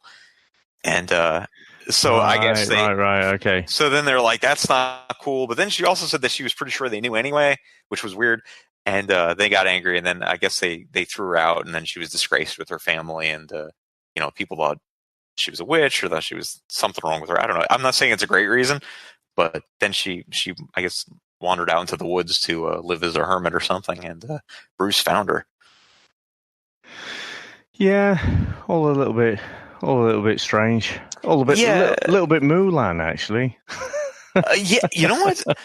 Another thing about this episode that struck me was it started in a very weird way, because it starts with him in the sewer, which is where the other one ended. Croc had bitten him in the previous thing, and it looked like a pretty good bite, I guess, if it was able to pierce bulletproof armor.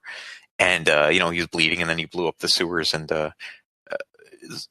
I don't know. And then, like, some homeless... this one starts with a homeless guy shooting him for some reason. And I don't know. I was confused as to why we jumped from, so if it's a continuation of the one story into this one, like, I would have just gone with him having pain from croc bite. Being bitten, yeah. Yeah, I don't know. I don't know why they bothered adding the extra thing. I'm like, so now is he suffering from scarecrow poison from the croc bite and a gunshot wound? Which I guess he was. And that was a weird way to start it. But then the flashback starts weird, too, with him. He's like in a medical camp or something, like an army hospital. Yeah, and it just takes him a while to get to the point. And when they do, he finds this lady, and she seems willing to help him, I guess. And I liked it. I thought it was good. I thought it was fun. And like, how does anybody march on after they've been shot or hurt in any kind of way? So I guess this does a good job of showing that.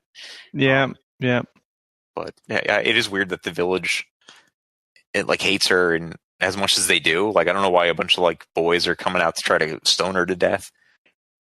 Yeah, and I don't know why, but it just jarred with me a bit. Where there's a scene where he the young lad sort of jabs a stick right into her head. Yeah, and she's just stood there and letting it happen, and blood's all coming down her face and stuff. It's just strange. I guess just to show how centered she is, but I mean, her head doesn't even go back. It's almost like she's, you know what I mean? It's like, what are you gonna do? And then it's Bruce, a wall. And then Bruce gets hit in the face. It does nothing. It just shatters all over it, and he has no reaction one way or another. And the whole episode's about mastering pain, not feeling pain. Yeah. So I don't know.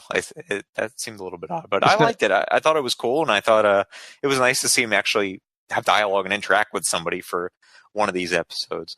And it has one of my favorite scenes in any Batman thing. I think I always remember it. I always thought this was it was a cool scene where essentially at the end when he's rescuing Cassandra from these guys, they come and they're kung fu fighting with him, or he's kung fu fighting with them more accurately.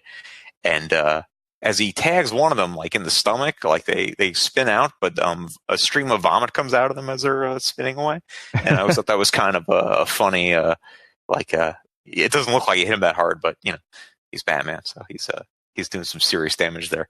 Yeah. No, that's good, and I agree. I kind of like this one. Again, it struggled to hold my attention the whole way, but I liked that idea of just going back, mastering his control of his pain, and then sort of flashing back to, well, this is how he got to that position. And again, if you look at something like Batman Begins, I liked how they layered on, these are all the skills that he has, but this is how he's acquired them on the way. So I did kind of like that. I like that too, and I almost feel like this is unnecessary if you're going the Batman Begins route, because I kind of felt when he trained with the Society of Shadows, I feel like this is something they would have kind of covered, or they did to some degree, sort of like cover that idea of just because you're tired or weak or hurt doesn't mean you stop. You keep going, because your enemy's not going to wait while you recover. So I don't know, but I like the look of this. I love anything that shows more Bruce Wayne training and being in different countries and stuff. I always enjoy that. Yeah.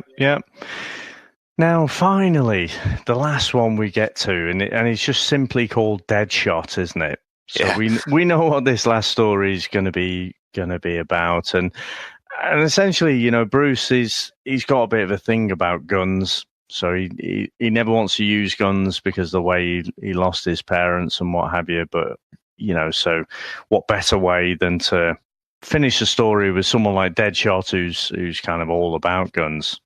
Yeah, and I think a lot of Batman's. Do you know if Deadshot started off originally as a Batman villain? Yeah. So he was parading himself.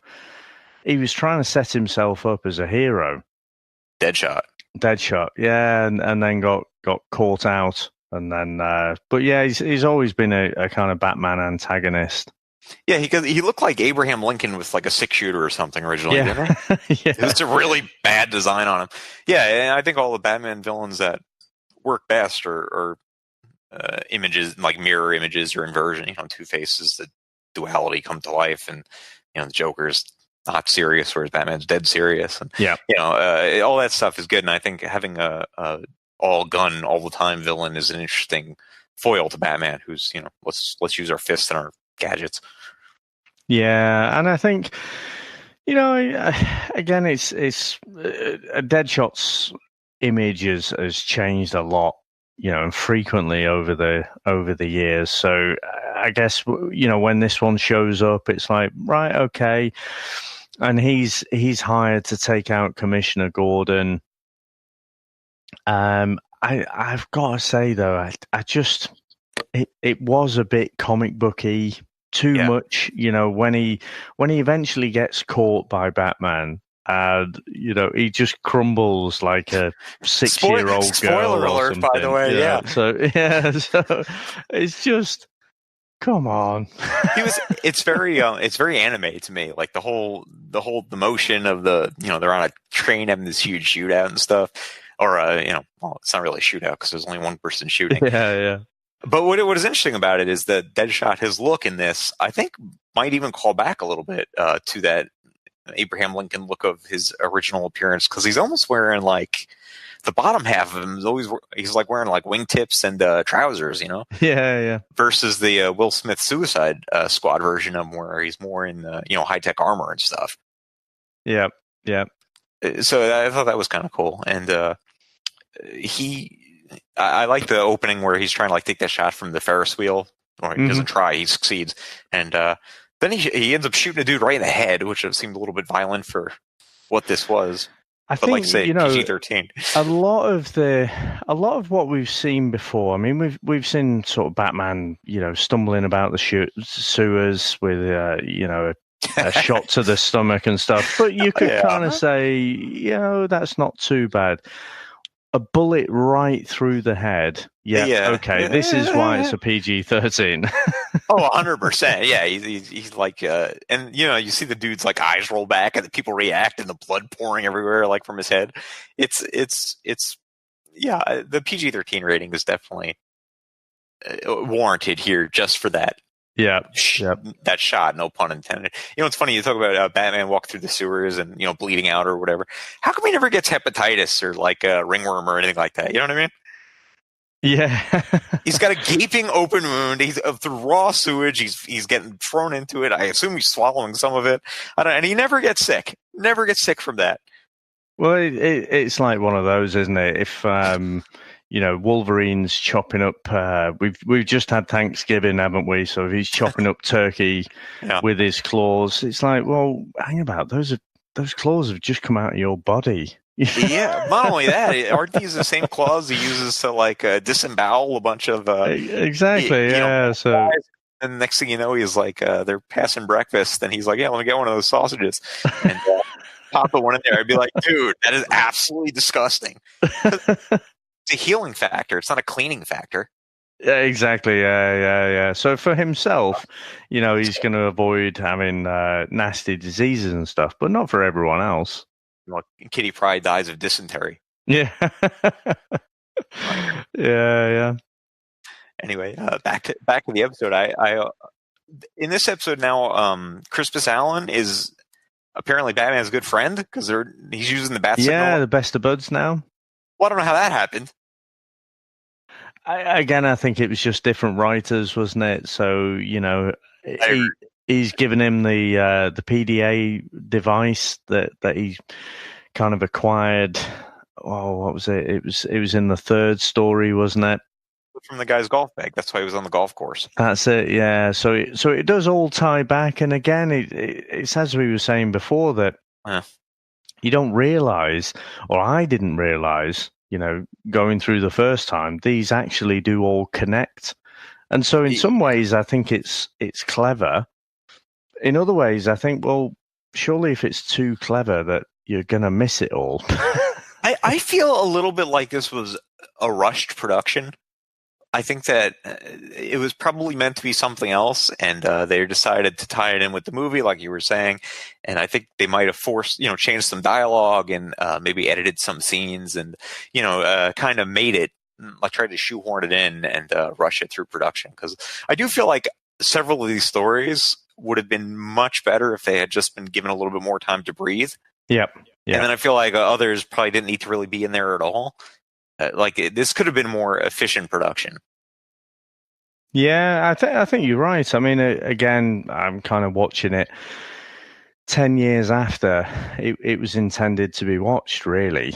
But yeah, I think a little bit more attention to detail, I think would have helped a lot.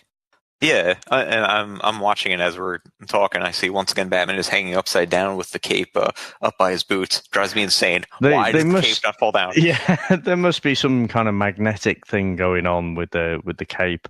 Yeah, I assume Batman Begins he did it, and I guess because the electrical currents running through the fabric of the cape keep it in the shape that it's supposed to be in. So maybe that, but he's really using his cape a lot in this episode. He's flying around the city, a la Batman Returns, and kind of like at first it looks like the Frank Miller from Year One where he's got him with that hang glider. Yeah. But it is in fact the wings, so that's interesting. Yeah. But yeah, no, I quite like this Deadshot episode. Again, I'm kind of warm into the Deadshot character. I do like Bullseye across in the Marvel universe. And Deadshot's similar characters, similar. Yeah. I don't know. I think I always got confused between Deadshot and Deathlock and Deathstroke and Deadpool and because they're all essentially just assassins, with similar looks and similar skill sets, shall we say? Yeah. And I've liked I feel like Deadshot is a little bit of a knockoff of some other stuff, but some other stuff's a knockoff of him, so whatever. I think Deadshot is kind of a 90s character that was born in the 50s. I would agree with that. He was ahead of his time. He was. If you look at if you look at him, like he's got a lot of. I don't know when I'm not as familiar with the character as perhaps I could be, but in this especially, he looks so much cybernetic. He's got like the crazy Rob Liefeld metal arms with this like Cable has with like the stripes on them, and then he's got like bullet gauntlets and all that other stuff. But then again, like I said, the bottom of him, he looks like he bought some pants at like Dillard's or something. So I don't know. I'm not entirely sure what goes on there. A little bit all over the place in the look of him. No, and honestly, I hadn't thought of the Deathlock thing, but actually Deathlock, again, across in the Marvel universe, he does look a bit like him, doesn't he? Yeah, except he's like half zombie. Yeah. But if you were to put them together, you know what I mean? Like you could make an argument for these characters extremely similar. Yeah. So that's awesome. So, I mean, anything else to say on that Deadshot? No, I agree with you. At the end, it does seem weird that Deadshot goes from being this like incredible, badass, and he's drawn to look like he's in physical shape to, match Batman's essentially. And then, like you say, Batman does some insane like anime punch to him, and then Deadshot basically acts like a frightened 8-year-old girl. So that was weird. Like it didn't seem very villainous to me, his reaction to that, or tough. But it's fine. I guess they have to end it some way, and you get the final shot of Batman responding to the bat signal and taking off for to keep doing what he's doing. And I think that's the money shot, isn't it? Yeah. I mean, it's fine. I'm always excited to see because Deadshot doesn't show up that often in animation, or not as much as I'd like to see him, because he's he's cool visually, and I do like the idea of this assassin, the long range guy fighting Batman. But I don't know. It's good. I like that episode. It would be interesting if there is apparently James Gunn is on board with Suicide Squad 2. Good choice, by the way. Oh, well, yeah. It's interesting how it's kind of come about, And, I don't agree with the Disney firing him for stuff he tweeted that was clearly like 10 years old. And jokes, and it's like, all right, well, does anyone really think he's advocating what he's saying? I mean, take a joke with Disney. But anyway, fine, whatever. But I think that Disney's or Marvel's loss on that one is 100% going to be DC's gain, because I mean, no one handles a team as well as James Gunn does. And Suicide Squad, obviously, I don't know what your guys' review, but for me, was such wasted potential for so. I mean, Margot Robbie obviously was wonderful in that movie. She's a great Harley, and I wanted that movie so much to be more like what it was advertised as, like, oh, the Joker's escaping, we need to put together a team to get him. And instead it was, oh, the Joker's escaped, but more importantly, we got some witch that we need to stop with a team of people who aren't really particularly super. Like, I just didn't understand what the point of the team was. Yeah, I think actually you summed it up there. So we said the same, huge amount of potential, and just didn't really deliver on that potential. And also you've got this very supernatural kind of villain, the witch, or the enchantress. And you've got very normal people. You've got Harley, who goes around, she's crazy, but she goes around with a baseball bat. You got Deadshot, who shoots stuff. Yeah, there's supposed to be a replacement for Superman. Yeah. Well, tell me how Slipknot is supposed to be a replacement for, he ties knots well? Yeah. The hell kind of, well, I don't understand. Boomerang. Yeah, does he even throw a boomerang in that movie? I don't recall. But it's just not, I know he has a unicorn, but it's just not, it's just the threat does not seem like, let's say the team assembled against the threat doesn't seem up to the job. Yeah, it's taking a knife to a gunfight, isn't it? Really, totally is. Like Killer Croc is strong for a man. Yeah, but against the superhuman, I don't know what he could do at all. Yeah. It is just it is a bit fragmented, a bit of a mess. But you're absolutely right. I think James Gunn.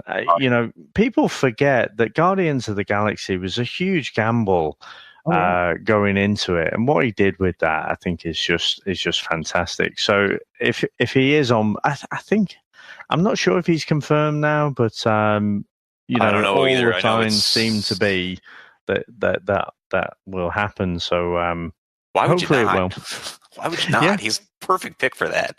absolutely. And with that, obviously, I don't think they're going to use the same exact Suicide Squad aside from Margot Robbie.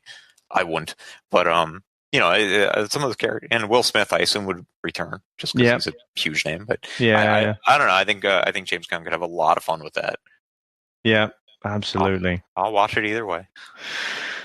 So Dan, I would like to go into our review scores then. Now, Great. Go ahead. Where we actually start with, so we start at the top. So if something is, the best movie, absolutely recommend this, go to see it. We send this off to Asgard. Yeah, we do. A little bit below that, we have Atlantis. Then, right in the middle, we've got Hall of Justice. And then we're down at the bottom end of the scale. If things aren't going so well, we'll send it off to Hell's Kitchen. Yeah. And if we're talking kind of in the realms of Generation X or Howard the Duck, then this should be jettisoned off to the Phantom Zone. It's not even never on the planet. Ever seen again. Another dimension altogether. So where would you put Batman Gotham Knight? I would put Batman Gotham Knights probably in Atlantis, probably lower level Atlantis. I enjoyed it. I liked the animation. The stories are not great. Some of them are better than others. I think a lot more than anything, they tend to be confusing. Or like, why would this be that? But I did enjoy it. I think it's worth a watch certainly if you're a fan of anime. I don't know why you would not watch it. I liked it way better. Did you see a Batman Ninja that came out about 6 months ago or something like that? Oh no, not seen that one. Oh, that's a thrill ride. That's very, very, very, very heavy anime, and I did not like that at all. Right, okay. That's going right into Phantom Zone for me. But it looked good. It just wasn't my thing. But this one, I think, felt like they felt like Batman stories to me, and I thought it looked good. I enjoyed it. Awesome. So I think for me, again, I mentioned before, I've watched this a few times now, and that was because I went in with a preconception. But what I would say is if you are interested in watching this and you've made it all this way through the review without watching it, it's kind of unlikely, but could happen. Yeah. But I would watch it. I would recommend people to watch it. I'm going to have it right in the middle, though. I'm going to have it as a Hall of Justice because I'm not the world's biggest anime fan. I watch things, going back as a kid, and it was very stylized at the time. Yeah. Having Kevin Conroy's voice, like you say, he is the voice of Batman, but with such different anime styles, it totally took me out of the story. It wasn't the right voice for the right face. Yeah, even in the Batman, the animated series, the one where they did the Legends of the Dark Knight, where the kids tell the stories about him, they did use different Batman voices all throughout. Kevin Conroy was there, but they also used several other voices for different time periods, which I think makes sense if you're hearing stories told from a different look or a different perspective. Sometimes it's nice to sort of have a different voice. Yeah, I think it might have helped to spread the voice work around a little bit on that. Yeah. No, I completely agree. But and I mentioned with these animated features as well, I think you've I am grading a little bit on a scale. So I think you kind of have to be into the animated stuff to really enjoy it. So. I think so. And I do enjoy animation, but this is just it's not my style. I like some of it better than others. It's just not something that I would gravitate towards. If Batman had not been a thing, I would not have watched this movie. Like, it wouldn't have been on my radar at all. Yeah. And the only reason the Animatrix was ever on my radar was because I had heard it was, like a anthology. I'm like, well, let's see what they do with it. It should be interesting, and it was. And then, but like if I had heard they were doing it for even another character, even if they were doing like the Hmm. Green Lantern, I still would have probably been like, yeah, I like the Green Lantern, but I don't need to see this. So if you like, Yeah, if you like animation or anime or whatever, why not give it a try? I liked it. well, no, I absolutely want to thank you for highlighting this one because, like I say, it does. As much as I don't agree that it does perfectly fit into that Nolan verse, it's at least marketed to be. Yeah, So, heavily. we have done Batman Begins, we did The Dark Knight, and so it kind of makes sense that we cover this one as well. So, I would have probably never watched this. I mean, again, it is an aspiration that eventually we'll cover all of the back catalogue of comic book based media and we'll just be covering new stuff, but I think that will be 2040 something. So so I'd have probably never got to this on my own. Yeah. And so I'm definitely glad I've watched it. I know it's out there. There is so much animated Batman stuff out there. It's It's going to take us a long time to get it, through all of it that. is, and I've watched all the DC animated movies that they've Hmm. done, Yeah. and a lot of them are okay. And usually, they're nowhere near as good as the source material as one would expect. Yeah. Sometimes, I think, like in the case of like the Killing Joke or something, I thought that was a big miss. But then in the case of like The Dark Knight Returns, they did it as a 2 disc set. That was really good. So Hmm. they're very hit or miss. Batman or otherwise, they're just very hit or miss, and some are better. Like anything else, some are better than others. It would Yeah. take you forever to review them all. That's Yeah, for sure. yeah. And I think generally, in terms of the movies, I think Marvel are probably, I'm sure there's some DC and Warner Brothers hardcore fans who disagree, but I think generally Marvel are doing better there. But I think in the animated space, I think DC are still the flag bearers there. I still think they do the better animated features. Oh, 100%. I mean, I grew up, I'm more of a DC guy than a Marvel guy. Hmm. Mostly just because I love Batman so much, the character, and Yeah. Superman and all those guys. But I love the Marvel characters too, and Spider-Man, all those I've grown up with my whole life. And movie wise, Marvel just since they've been doing the MCU with Yeah. the sort of Iron Man is probably one of my, if not, it might be my favorite comic book movie, honestly. I Yeah. just love the first Iron Man. I love Robert Downey Jr. in that. I've loved pretty much, I mean, for the most part, those Marvel movies have just been hugely entertaining to me. Some, better than others, like I said. But Mhm. and the DC movies, I watch them. The animated ones are fine, but the live action ones, I watch them just baffled by the decisions they've made, like the writers have made in some of these things. I'm just like simple questions one would ask himself writing a script, like why is this person doing this? What is their Yeah. motivation? A lot of it just makes no sense, and I felt that strongly with Batman versus Superman, and everybody did. Yeah. Anything, whatever. Just like, what are they So doing? it's another Goya one, that one. Is it? Yeah. Batman versus Superman. I don't get a lot of. I mean, there were some really good scenes in that, but I knew that movie was in trouble. It opens with like a weird dream sequence where Bruce Wayne's floating through a sea of bat or getting carried up with bats. I'm like, oh geez, here we go. Yeah. Zack Snyder visually, I think he does some wonderful work, but his stories are just, I don't know, they need help. Yeah, I think that's the thing, isn't it, with Snyder? It's style over substance, and 100%. the Director, but the whole thing around, oh, your mum's name's the same as my mum's name. Oh, let's hang out then. that was more like they were just doing like comic book trivia in the middle of the movie. It's like, hey, you know what? We got the same. Like, yeah, how just difference does that make? absolutely It's ridiculous. crazy. And of course, so I'd grown up on Christopher Reeve's Superman, absolutely loved the character. And I don't think, quite honestly, Chris has forgiven me yet, but I sent Man of Steel to the Phantom Zone because I just thought that was an absolute, for what you start with as a character and a budget. I expect a certain level from a movie to come out with it. You know, so and it was just it was an abomination for me. So I know there are lots of people, and Chris included, who love it, but I just hope at some point someone figures out what they need to do with Superman, because you know, through Man of Steel, Batman versus Superman, Justice League, they've just done that character a disservice for me. I loved Man of Steel, but I don't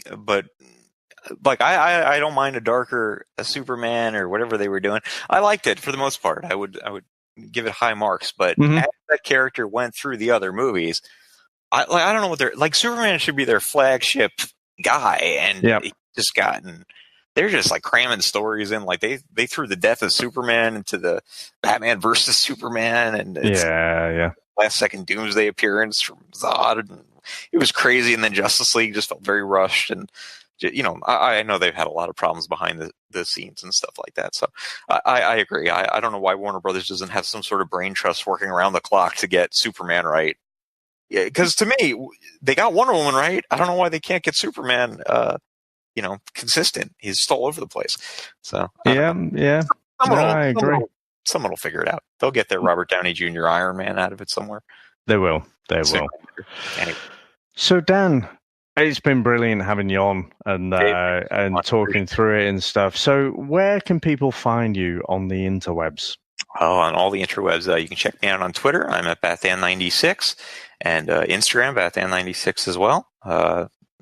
And basically, those are the two main places I post art. Feel free to give any shout-outs, comments, or whatever, and feel free to retweet, because I love sharing with people.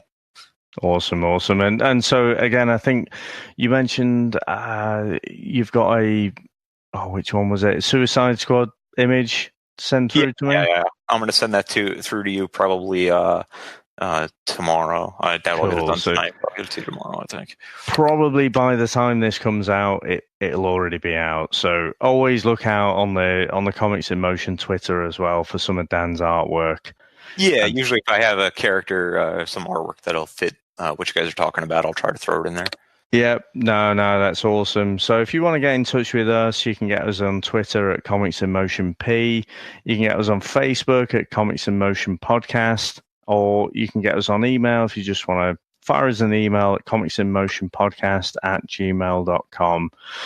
Just throw out another plug. We've got the Chat Footy podcast, which Chris and myself will talk about English Premiership stuff. So it's really quite different to this one, but we just like to... I can't comment on that. I'm sorry.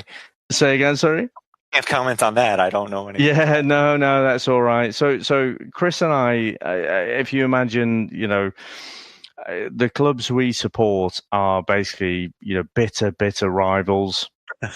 And so we just like to abuse each other a bit on that podcast, and the football is just a byproduct of it. So so there's that one. And yeah, if you want to get across on a similar football theme, if you want to listen to myself and a co-host Ben, we talk about coaching at youth football or soccer, and basically all the trials and tribulations that we have there. So, Dan, thank you very much. Love to have you on again at some point. Again, thanks for the recommendation. It's been brilliant to talk through this stuff with you. And I appreciate you having me on. No, it's great. And again, you know, thanks, because you've just come off the back of Thanksgiving as well. So, you know, I imagine you're feeling a little bit heavier than you probably were on Wednesday. But yeah, a little bit hungover food. Yeah, certainly. Awesome. Well, thanks very much, and I'll talk to you again soon. All right. Thank you very much. All right. Cheers.